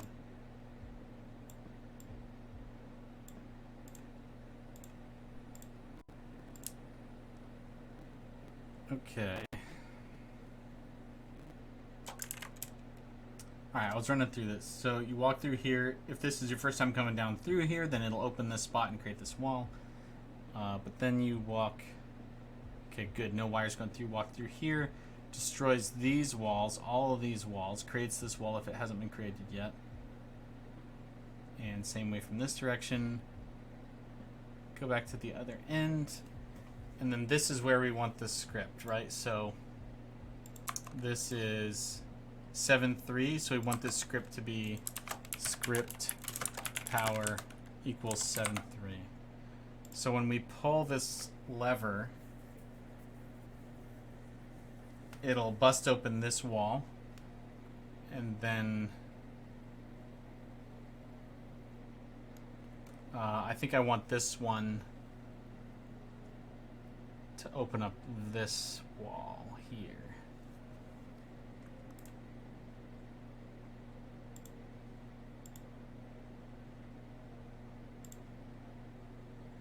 So that is 3.2 power 3.2.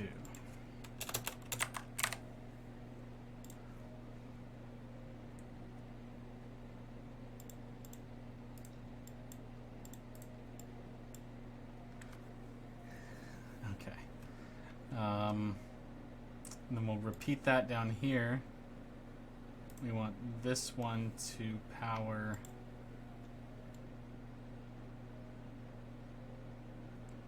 410.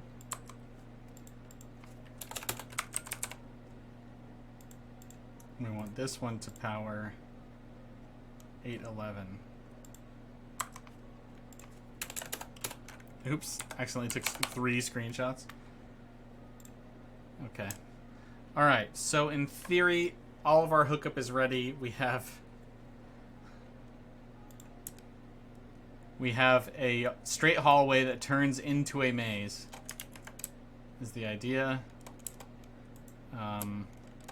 Everything underneath a wall creator we need to destroy, like so. Everything under a wall buster we need to turn to this color of brick. Boom, boom, boom.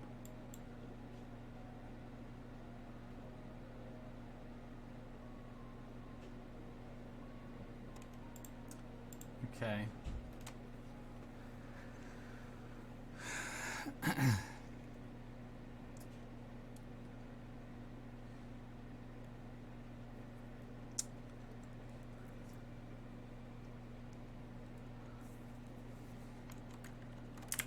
Alright, so now I've got, I think I would like to make these, I'd like to do the trading insectoids here.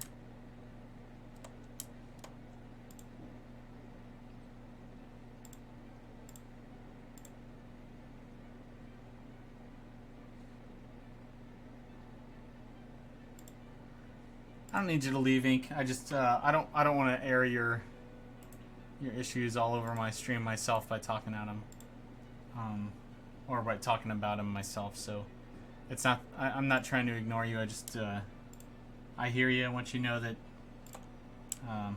you've got my ear and you've got my sympathy.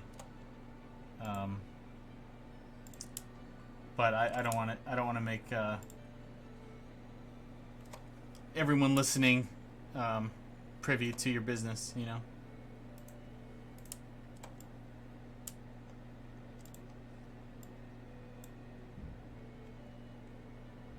Okay, good.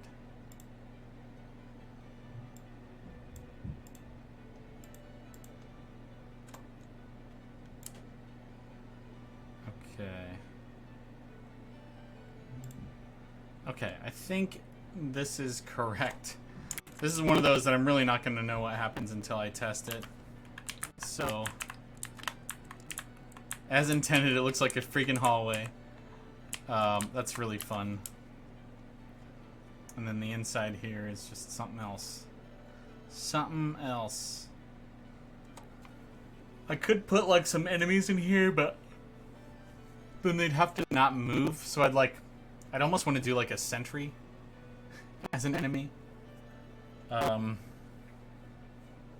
kind of like that idea.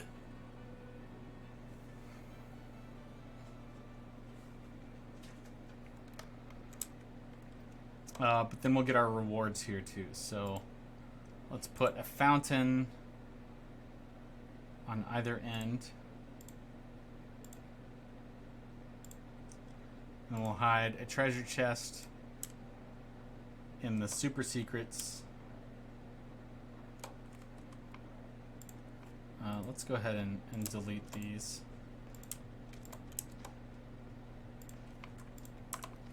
It'll be facing west. And it's facing east.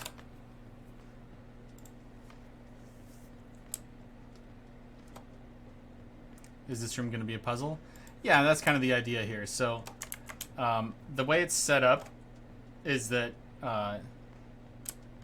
you know, the only entrances to this area are the top and bottom. And once you open the gate, you look through, it just looks like a straight hallway. And you can see I walk all the way to the end. But the trick is that once you walk up to here, it's going to create a wall in front of you and then make a path to your right.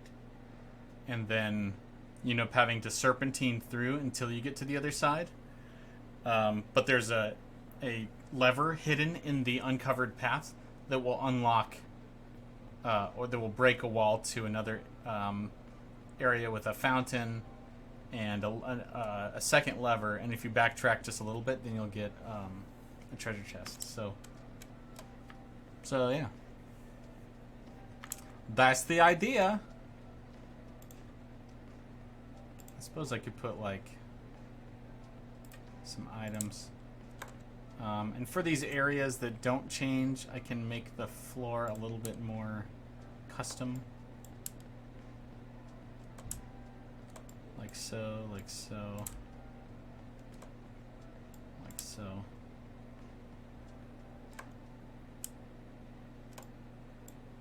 Something like that. So you know you've kind of reached the end of the puzzle.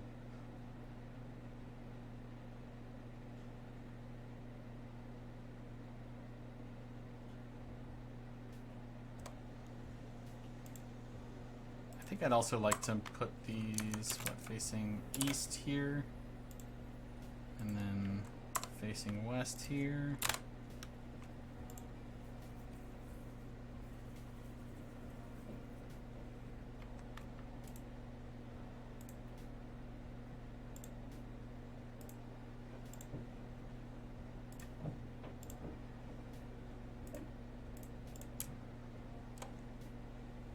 Can I talk Elder Scrolls? Yeah, feel free to bring up Elder Scrolls. I've played through all the mainline games. I've beaten Arena, Daggerfall, Oblivion, Arena, Daggerfall, Morrowind, Oblivion, and Skyrim. All 5 I've beaten those games, so I'm pretty dang familiar with them.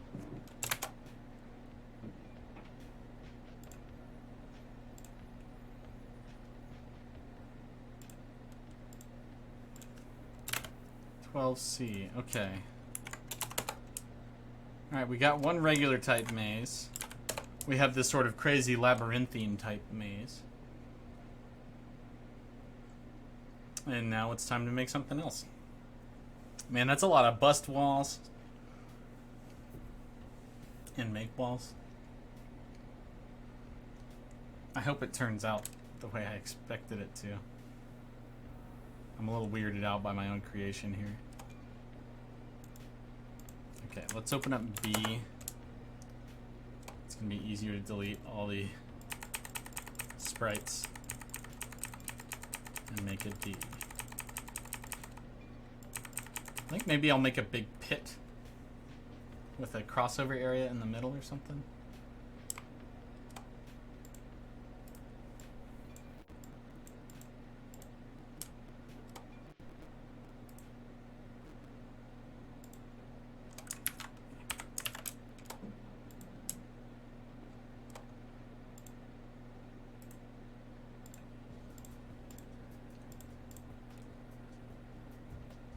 In my opinion, what Daedra would each Barony Lich worship?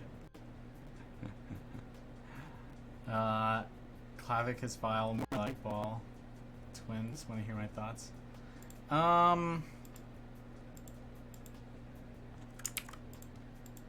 You know,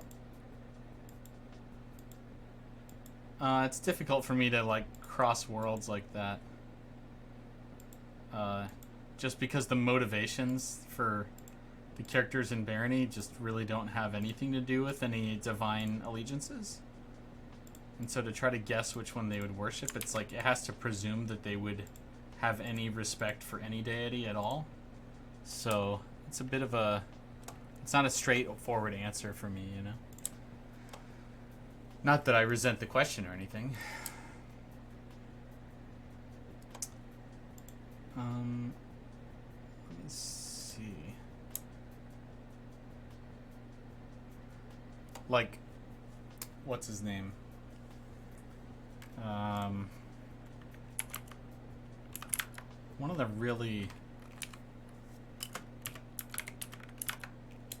really ugly Daedric princes is also the Daedric Prince of Knowledge and Wisdom.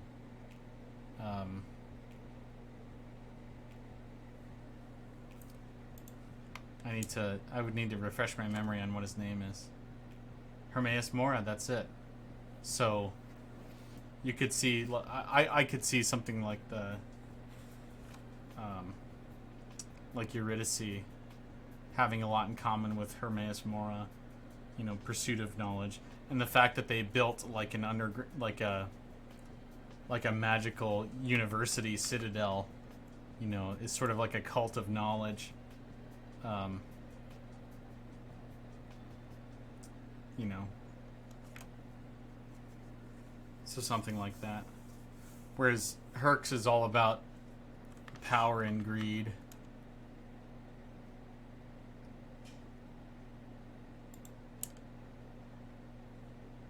I don't know if that helps give a good start to an answer to your question.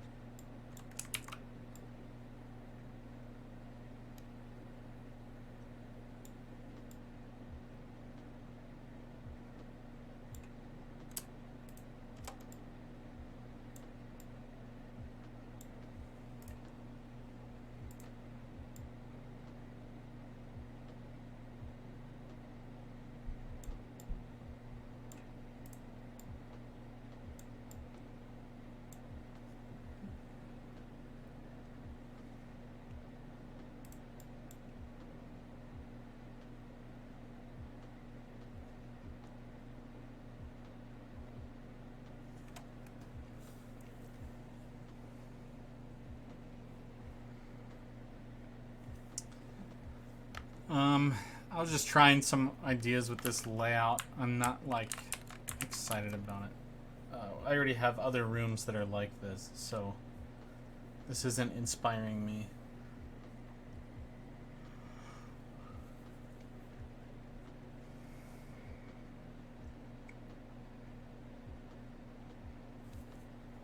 This is normally the wells room, or the water room.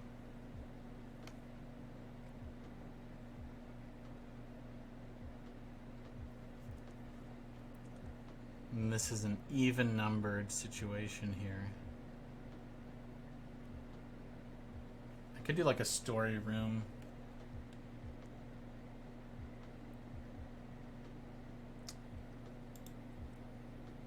Maybe some big thing in the middle.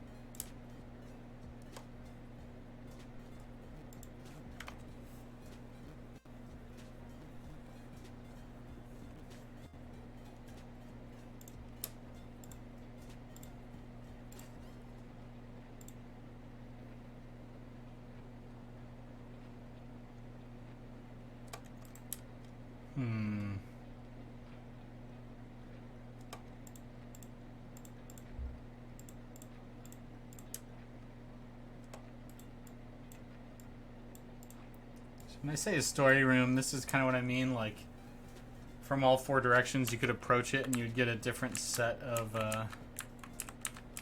reliefs. I'll put the floors back for now. I think I need one more layer of, yeah, this.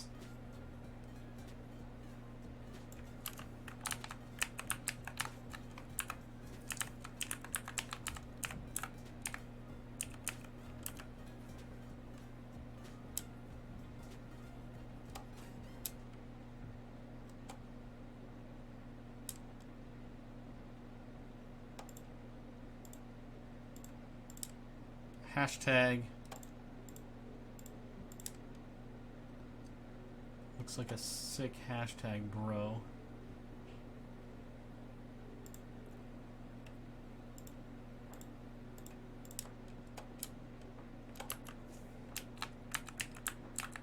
So then right here, I can do these and the player can still get through. Alright, this is the large stone pillar. So its code is 1215. It is undiggable and 7 by 7 in size. So we'll just put one here, here, and here, and here.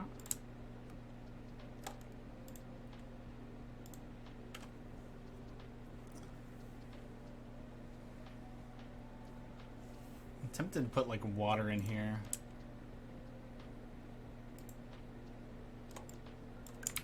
Let's put a pit.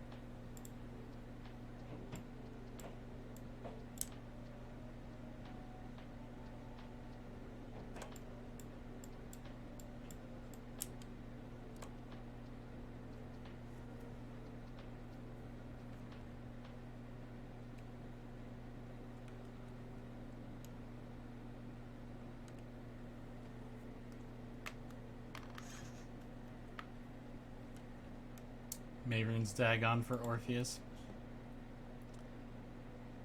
Yeah, I guess it just... it's been a long time since I read about the Daedra.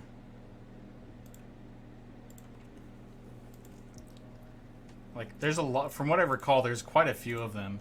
And so there's probably a lot of different ways you could go with that would match different aspects of our the characters we're discussing.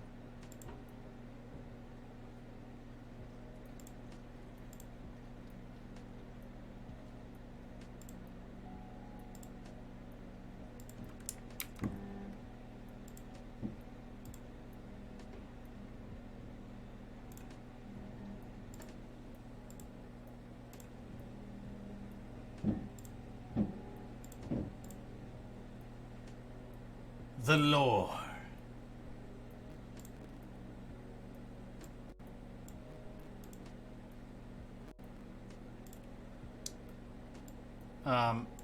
A long time ago, I was at E3. And it's fun to talk about this right now because E3 has now been canceled, and it seems unlikely to me it'll ever come back.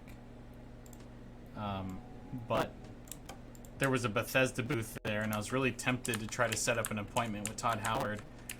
But I was embarrassed to do it because I was just working with some other guys as like sort of a hopeful, like, one day we'll make a game kind of thing. Like, we were working on game projects, but we were just not going anywhere fast enough with them. But I had an idea for a game that was very much like Barony, that I was like, I wanted to be like, hey Todd, I'd love to make a game set up in the Elder Scrolls universe, but being a procedurally generated roguelike. And of course I never did talk to him. I think it would have been a bad idea for me to talk to him at the time. I didn't have anything to show, and I didn't have a plan, and I didn't have a business that was functioning. So I think it would have been stupid to try to meet with him.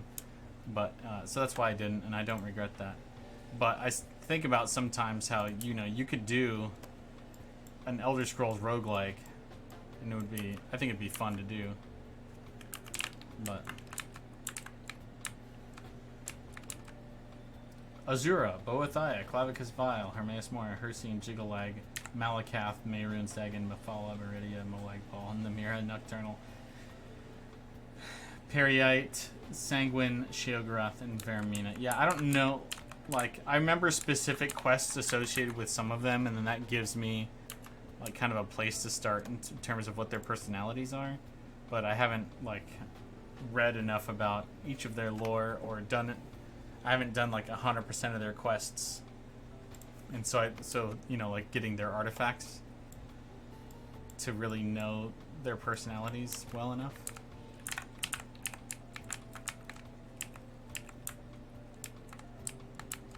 Yeah, I don't. I mean, I played some 200 hours of Skyrim or something, and I was like, that was enough for me. I had fun, and then I didn't go back and, like, 100% the game. There's a lot of games that I'll 100%, but I don't know if I've ever 100%ed an open world game. There's just, like, it takes so long to do anything in any game like that has a lot of travel you have to do, and a lot of it isn't that engaging, because you're just walking around a lot of the time. And so I tend not to do everything. Like, I'd rather play a different game. I have so many games, it's ridiculous. It's not even really funny how many games I have.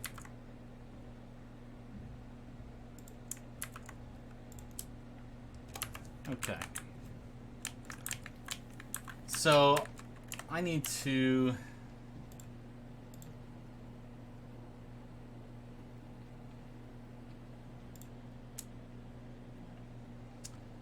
set up some of these.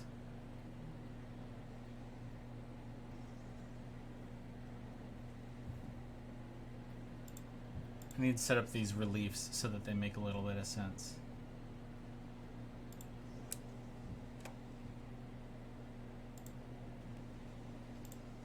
Okay, so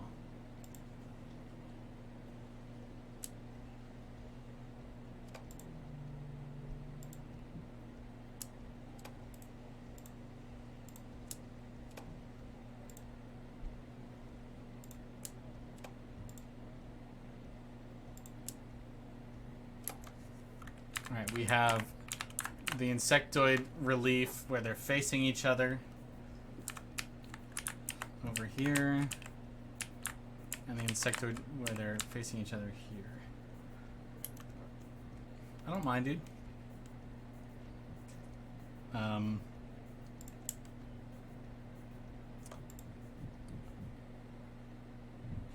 Nice windows. They're reliefs. So the idea is that they're carvings set into the sandstone. Glad you like them. So there's these two.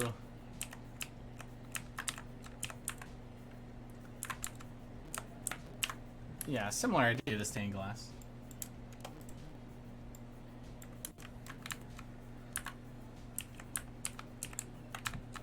Okay, I'm kind of tempted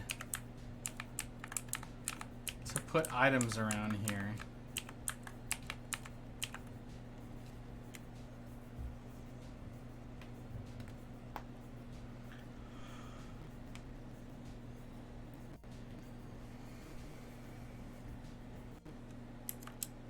I could make this a trap so that if you pick up the item, it spawns, you know, it sends a boulder at you. The room is big enough to permit that. Why not? Let's do it. Okay, so item.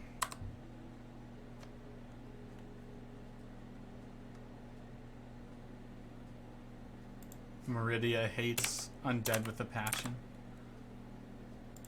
Okay, so I want to put a weapon. A weapon would be on the right side, like here and here. And then a food item would be on the left side. Because the image is of one insectoid holding a wedge of cheese, and the other side is holding a skull. So the idea is that they gave food to those who would murder the humans. I said I wouldn't try to explain these early on in the stream, and I think I've just kind of explained them, but I think I'll just put generic items here, here, and here, and here. Talking about Elder Scrolls made you feel better? Well, good. Happy to hear that. Alright, so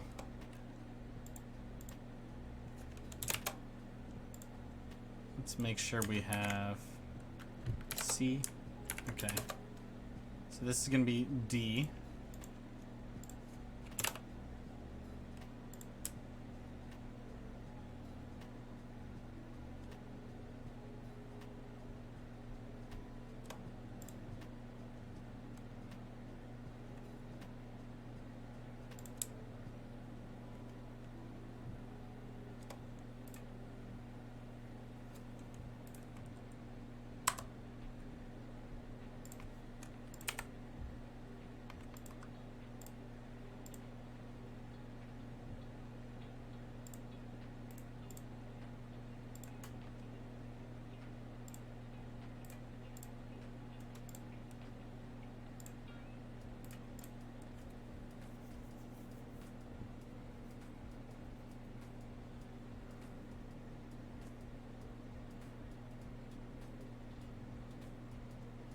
Do I know by any chance what happened to the Dwemer? I'm not exactly good with the lore. I know that they used to exist and they just disappeared. Yes, I do know what happened to them. It's a major part of the storyline in Morrowind that explains exactly what happened to them. So I could, and actually I believe it's explained more explicitly in Tribunal, the expansion.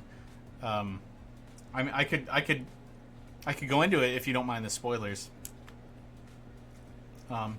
I think it's pretty interesting. Is Dagoth Ur responsible? No. He's not.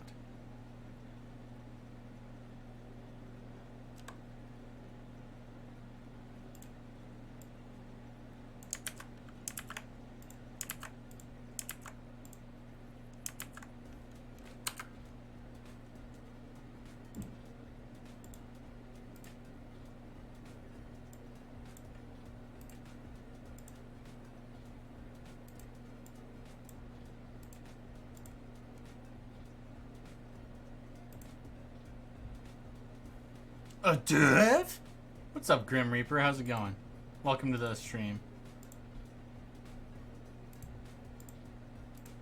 A few months ago, I was streaming my work more often, but then we got pretty close to release, and I've been sort of publisher hell, dealing with, you know, marketing and getting ready to ship kind of stuff.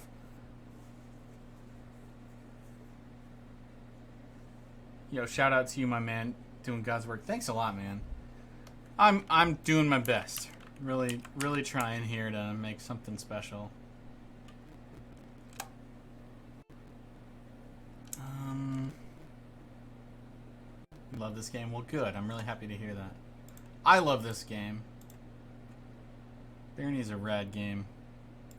I give it 10 out of 10.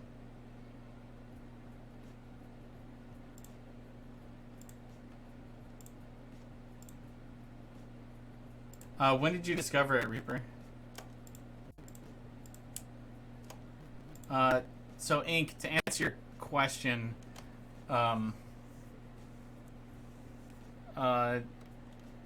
if you want to talk about Morrowind lore and Elder Scrolls lore specifically, the Dwemer in their digging discovered the Heart of Lorcan. And that is the same thing that Dagathur wants to use in order to to power a massive golem called a Kulikan, and that he's building, or that he has built using his magic or whatever. And so so that's kind of the extent of the relationship between Dagathur and the Dwemer, is that they both wanted to use the Heart of Lorcan in order to get more power. But Dagathur's interest is more of using it as a tool, whereas the Dwemer were kind of trying to tap into it to figure out how it worked. A couple months after release. Any secret rooms in, Nudge? Yeah, I'm always trying to put in some secrets. I love me some secret rooms. You should have seen the room I just finished making. A couple months after release, so you've been around for like 7 years? Something like that? Nice. That's awesome. So you've gotten to see all of our changes with the quality of death beta and all that? That's cool. Sweet. Well, I'm happy to hear it. I always love to hear somebody who's been around a while and is still loving what we're doing.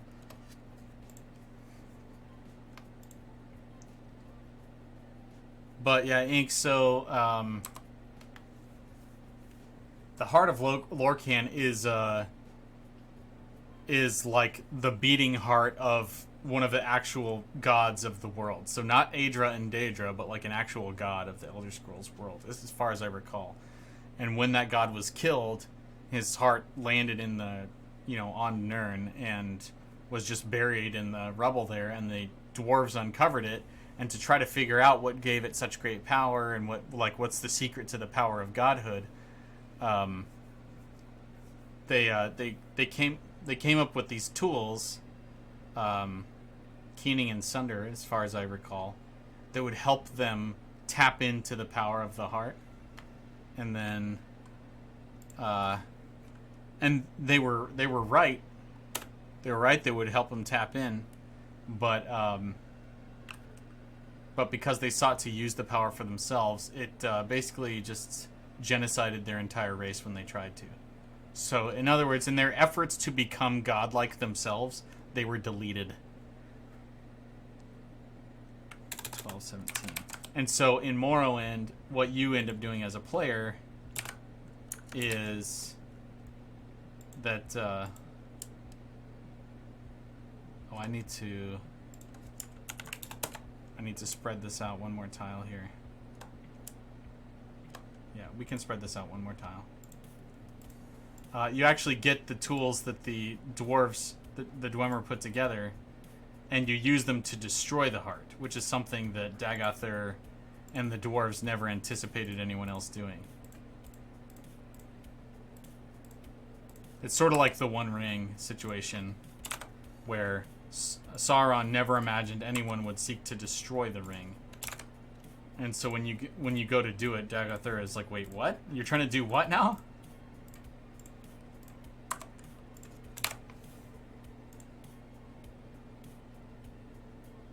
Bro, I found the secret rooms on the castle. Nice. Life changer. By Labyrinth, you mean the normal level or the normal levels? Yeah, this is, yeah, I'm overhauling the Labyrinth standard levels.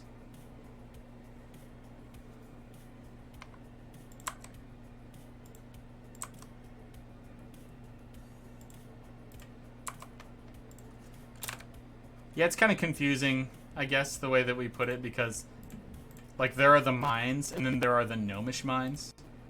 And then there's, like, the labyrinths, and then there's, like, the Minotaur's labyrinth. So we kind of...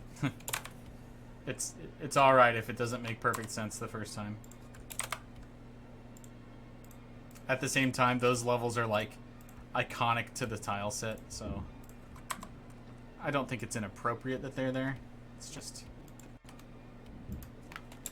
maybe hard to distinguish when talking about it.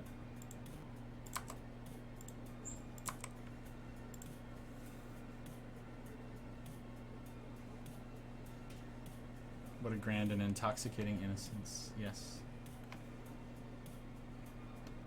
Okay, so...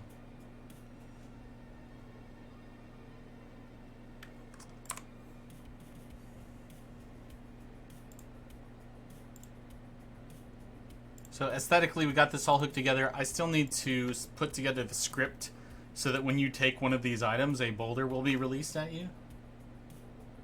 You thought I could bait you into saying it in an epic way. That's funny. Every labyrinth is a maze, but not every maze is a labyrinth. That's true. That's true. So we're going to go to Swamp, what, 20? Oh my gosh, I'm so good at this game.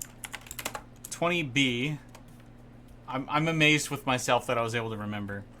So this script right here, the script attaches to items. It attaches to items within a specific tile, and if this script is triggered, this script is triggered when the attached item dies, and that also means is deleted from the world. And then if that occurs, then it's going to power tile 3-1. And so I'm going to use this same script that I wrote before to make it so that whenever you take one of these items, it's going to send a boulder at you. So script attach to equals items. Attach range equals x comma x at trigger if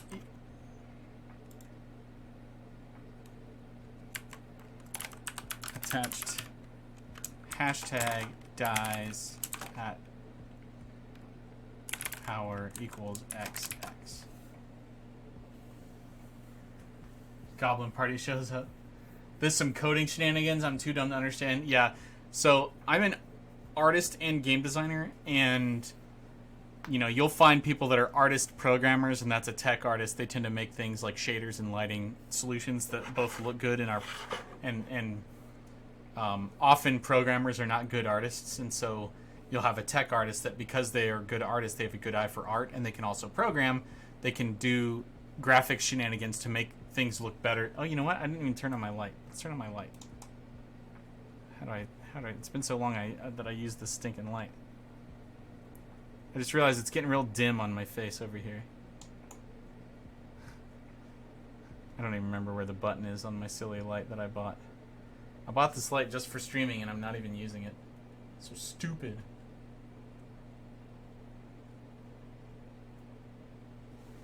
Hold on a second.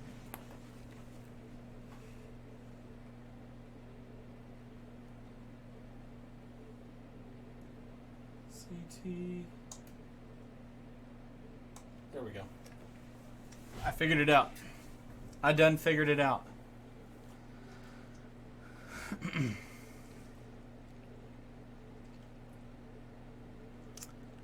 Yeah, so, you know, I was talking about tech artists, and they're special because they can make things look better than a programmer can, because most programmers don't have any artistic sensibility, and so a programmer artist is a common skill set that a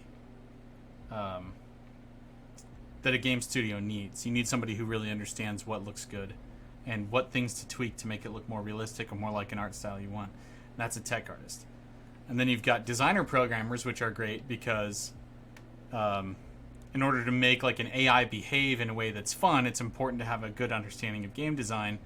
And in order to program AI, you need to be skilled as a programmer, right? But I am an artist designer, and so it makes me actually really ideal for doing level design because I care that the space that the player is in looks good, and I also know all sorts of art tricks, but like how to lead the player visually through a scene based on how it's composed, or how to make an environment look natural and believable, and that makes the environment more immersive. But I also understand design and the player psychology behind interacting with systems and content, so I can make levels that play as good as they look, and that's fairly uncommon. But it leaves me a little bit short when it comes to programming skill because I suck at programming, and so doing something like this script is like just at the edge of my skill set that I'm comfortable with. So, okay, attach range 5.4. So you're right, these are sort of like some pseudo programming shenanigans. Okay. And then I want it to make this boulder roll at 5.2. All right. We're doing it all over again. 6.4 and 6.2.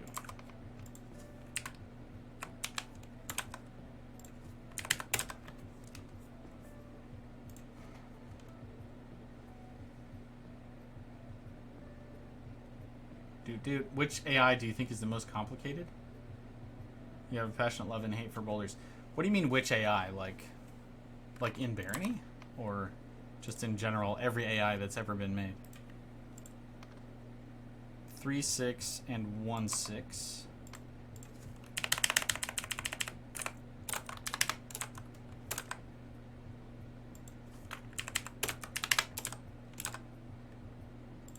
Then we've got 3.7 and 1.7, predictably.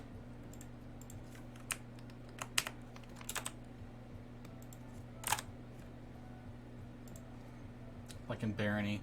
I'd have to say probably Eurydice. Probably Eurydice has the most complicated AI in the whole game. If you wanted to exclude bosses, I would say the next up would be the Shadow. But Wall of Justice was the one that built those characters, and so I would defer to his judgment on that. 5.9 and 5.11. Okay.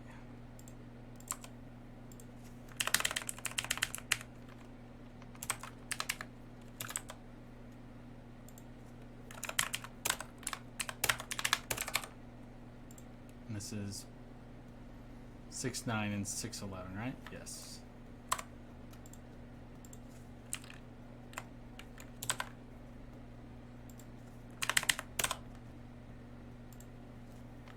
Shadow's the doppelganger. Yeah, and he also like looks at your inventory of spells and can cast spells that you know. And so even characters like, you know, the kobolds that can shoot their bow and arrow and then cast a spell at you, or the incubus who can teleport around and attack you and steal your weapon, like maybe the incubus could be close because he can also throw a bottle at you. Goatmen can drink a bottle.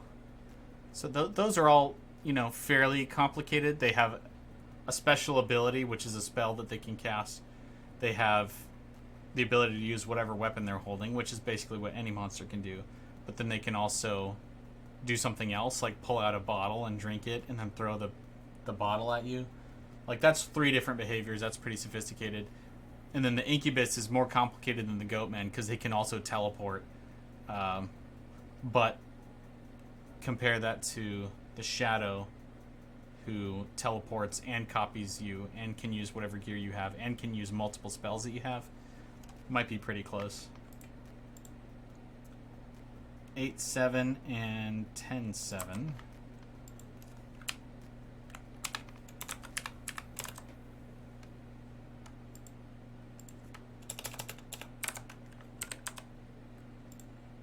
And last one,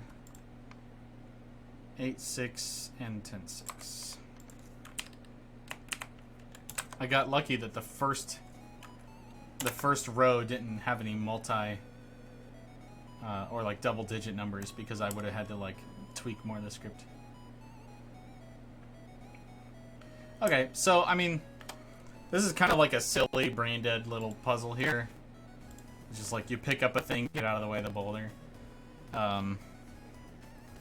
Who knows if it'll be fun. I'm tempted to get rid of these ones up here, the top and bottom ones, because I just don't think they're that.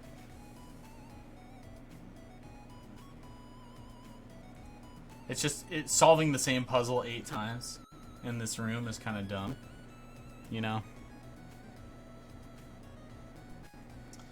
I'm gonna do it. Even after I wrote all this script, I just don't like it.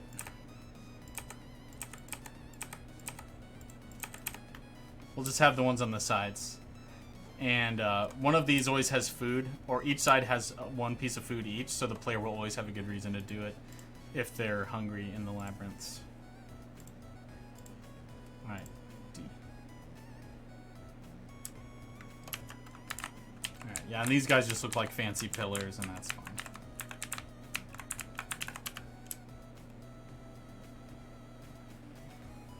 Alright. Now I need another idea. We're going to do variant E.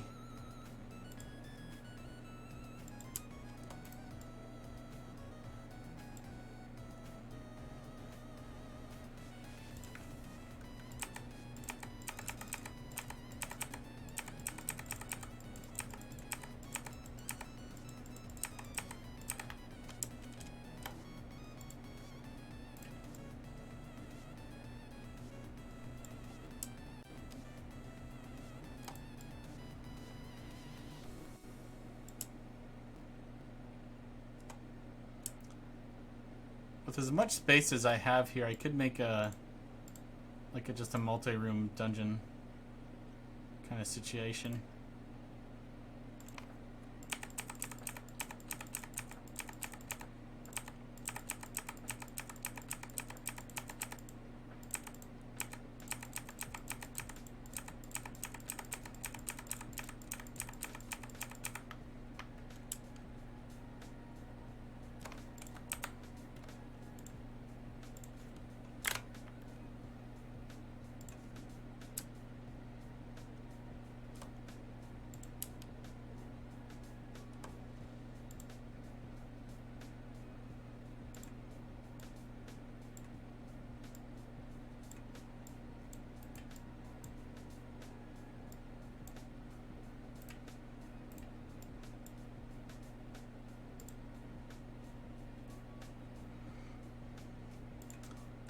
All right.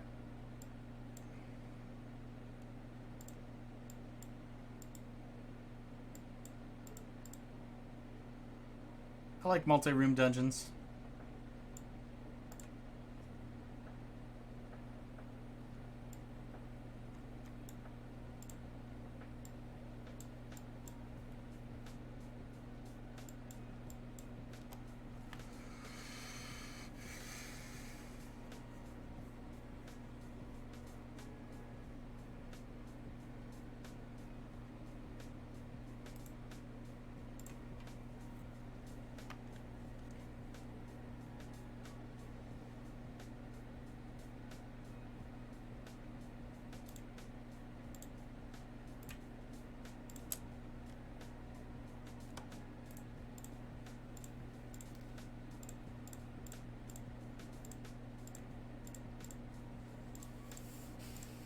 So the question will be, how do I define each of these rooms? What makes each room special?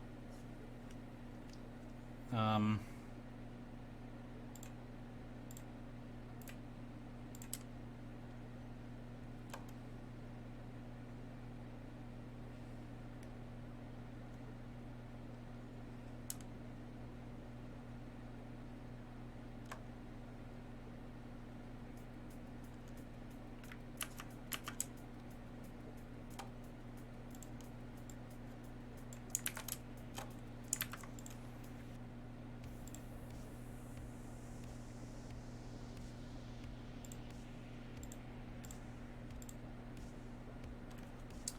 what's that? Bric-a-brac. With how many levels I'm making, like, there's just kind of like, I don't want to say there's no bad ideas, but like, if I throw an idea in here one time, it's probably just fine. It kind of doesn't matter that much what it is, just because it's going to be, you know, you'll see it pretty rarely.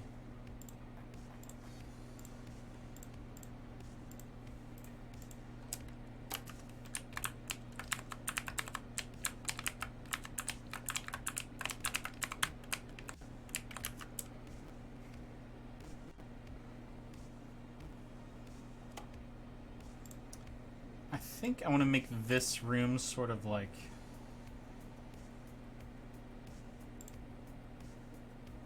the shortcut path that's also dangerous to get through.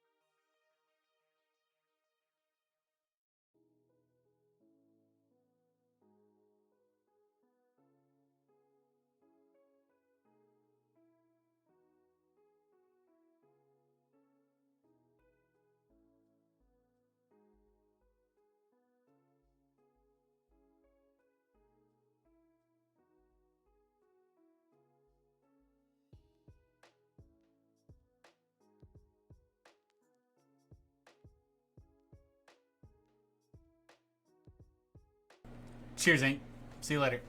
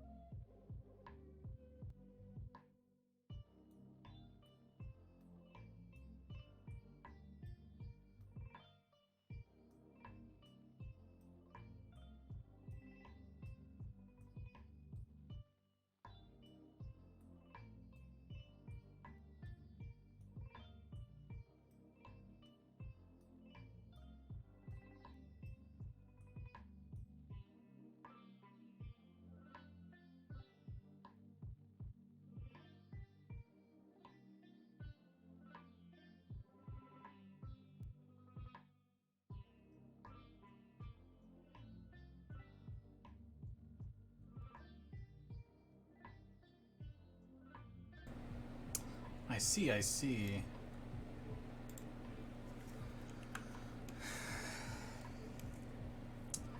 So I'm trying to make a little adventure through here. There's no secret per se. Oh, the stuff on the left side of the screen, this is just a list of all the models in the game with a number. And so when I want to create a decoration out of a model, I just refer to these numbers.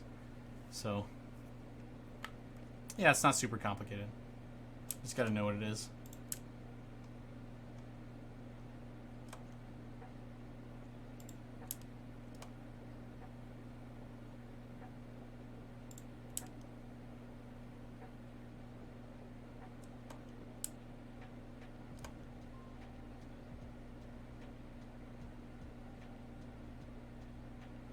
Why not make a secret room? I could. Instead, what I made was like a trap room. So there's this spike trap room. The only reason to go in there is because there's a guaranteed piece of food in it. I don't know if that's a good enough reason.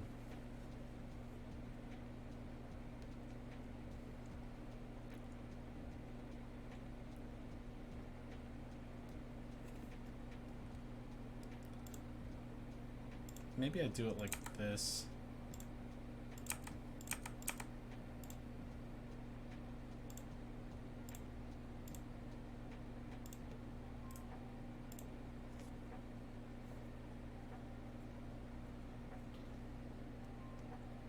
Maybe a chest would be more tempting. Yeah, it's just that it's the labyrinth, and so a lot of times people are starving by the time they get here. And if they have detect food, then maybe they'd see it in there. I don't know. Most players wouldn't know. It's also, you could avoid more combat, although I think most players are looking to get in fights more than they're looking to avoid them.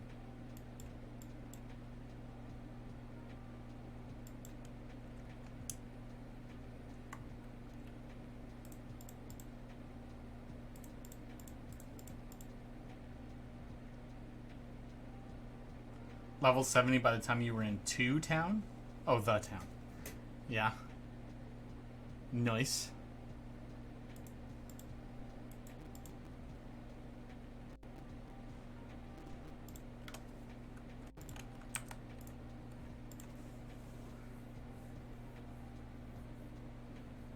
Feels like a war zone. Yeah.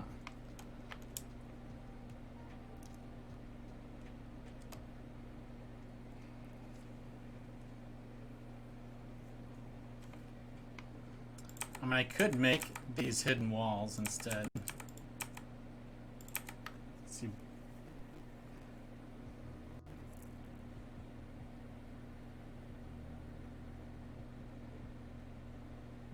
I haven't really used the destructible wall that much. Let's try it out. Weak wall.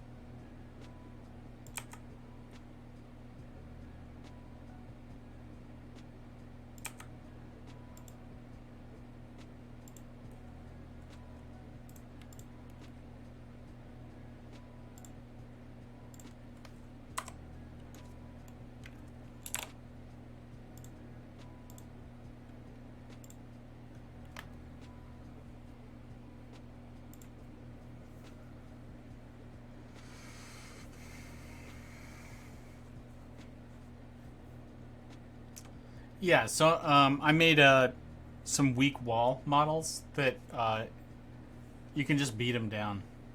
Takes a little time. You kind of have to notice them.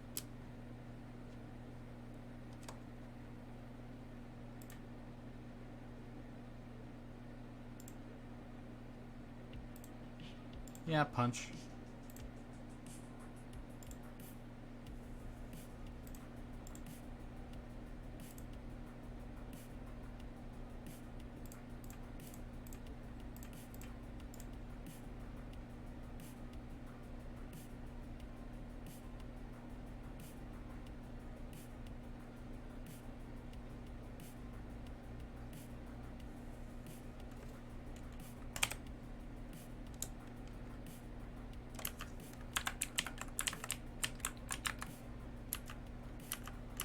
I don't think I like those bookcases there.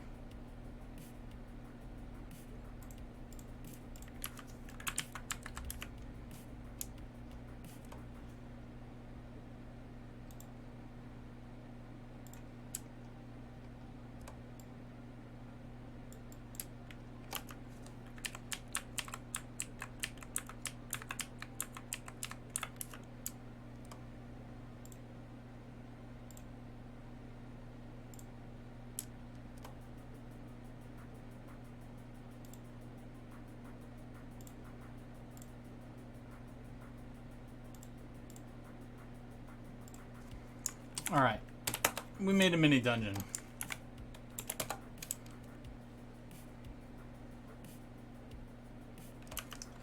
Okay, so just exploring this in theory. Pull the lever, you can go in, there's a monster to fight. You go in this room, you might think it's a dead end, or you might notice that there's a hidden wall here. You can endure the trap maze in order to get a treasure chest. Although it wouldn't take much. You just basically have to drop one item on the ground and not run around stupidly. And but then if you wanted to use the trap room in order to shortcut through the rest of the dungeon, that would be harder. You know what? I'm gonna go ahead and put this back as a secret wall. Not if your legs are made of steel. That's true. The spikes don't hurt if your legs are made of steel. I didn't think to mention that.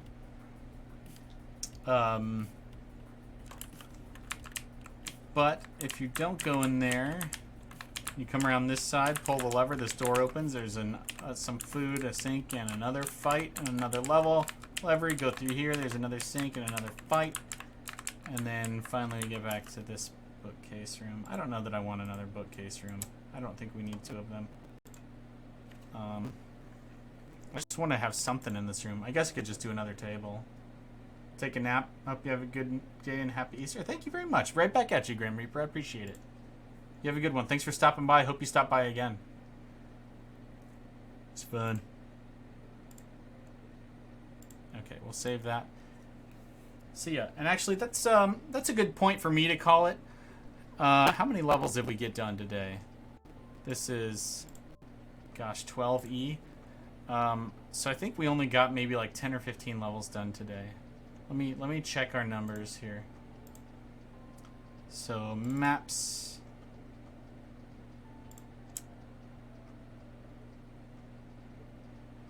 How long have we been streaming? 3 hours. So, wow. 10 maps. We only got 10 maps done. That's not bad. Honestly, that's not that bad. It's just they were big rooms, and the bigger the room, the more time it takes. I did some scripting and stuff, so. You know, just to cap off the stream, I think I would like to go ahead and do, let's see if we can find any of our levels that we made.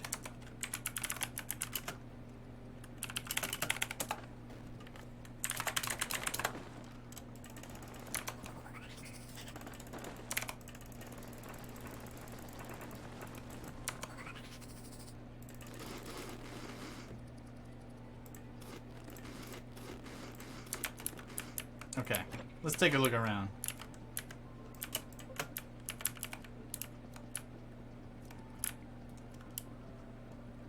See if we can find any of our new levels. Well, we fixed this one. That's good. That one's correctly repaired. Okay, we've seen this one already.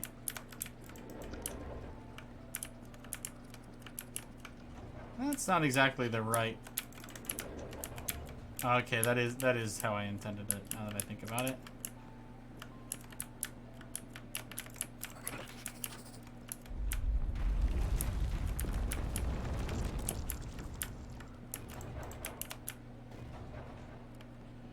the pleasures of God mode. Okay, we have this.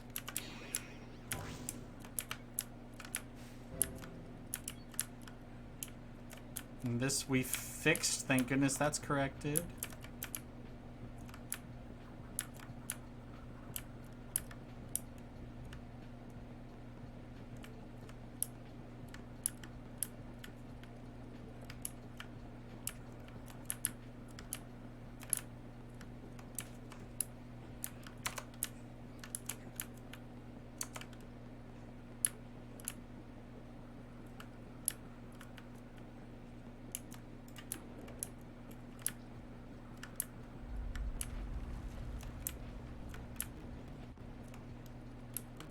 We got some cool rooms.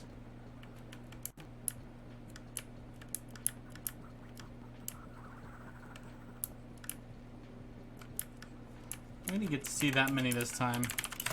Let's try again.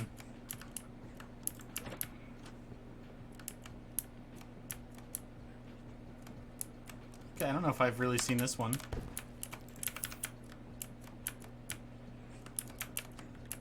This one's looking fine.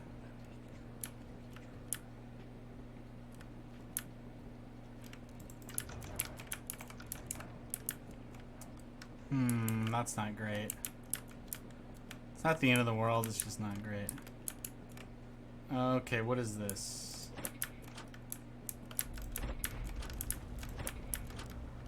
What is this? I clearly messed up this. Okay, I need to take a picture of this. This is one I built last night, and I just mucked up the tiling directions.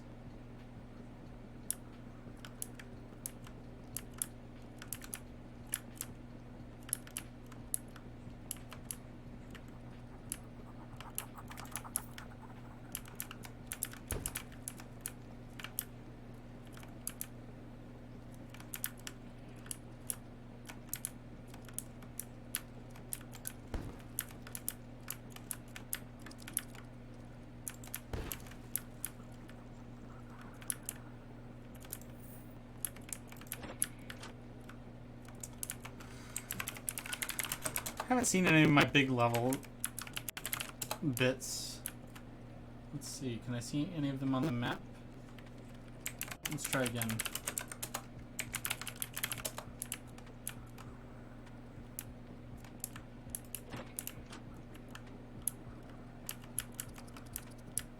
Okay, there's maybe one down here. I think this is the room that has a path change in it. Yeah, this one. But I also believe... Okay, there's this one.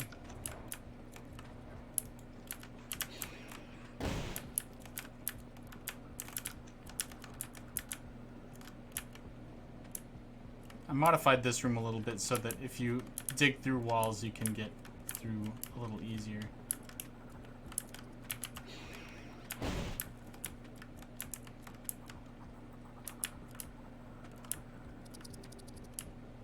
Over here is a level we haven't checked out today.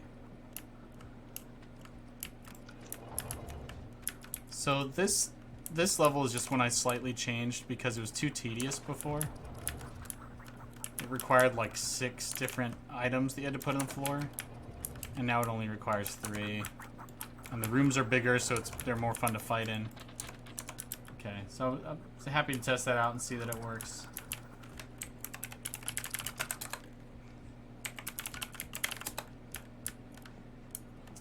Ooh, we got a big old X on the map. Let's go see what that is. And when it rains, it pours it. We got another unique map too. Okay. What's in here?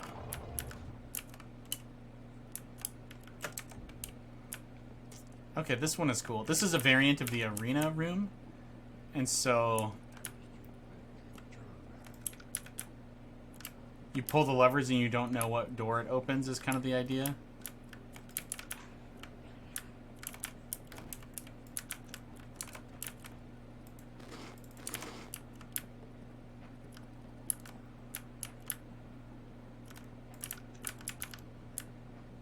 Just add a little variety to this room. I like it. I think it works. What's up here? Oh, it's just another one of these. I'll be happy when I replace or add variety to that room because that one shows up a lot. Probably due to its small size. Alright, and then here... Oh, okay, we got one... The first spike trap room I tried to make. I built this one last night. Obviously, I didn't put the models together correctly. That's so stupid. I did it right on this side and not that side. Okay. So the idea here is that there's a gate you can't get through. And so...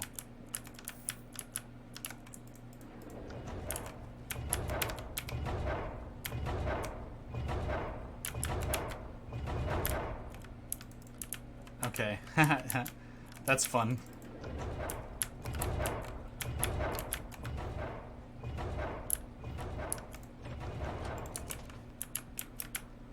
Alright. That actually worked pretty well. I was pretty happy to see that work.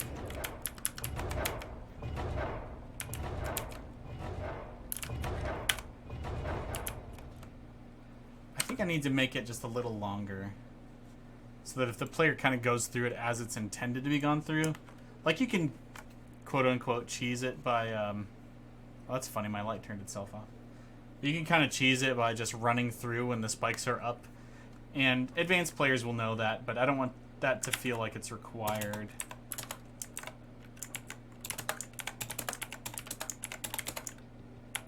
Okay, I think, what is it, 11A, 11B.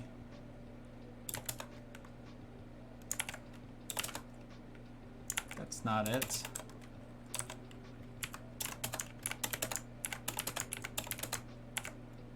Okay, this is the one where the tiles were wrong.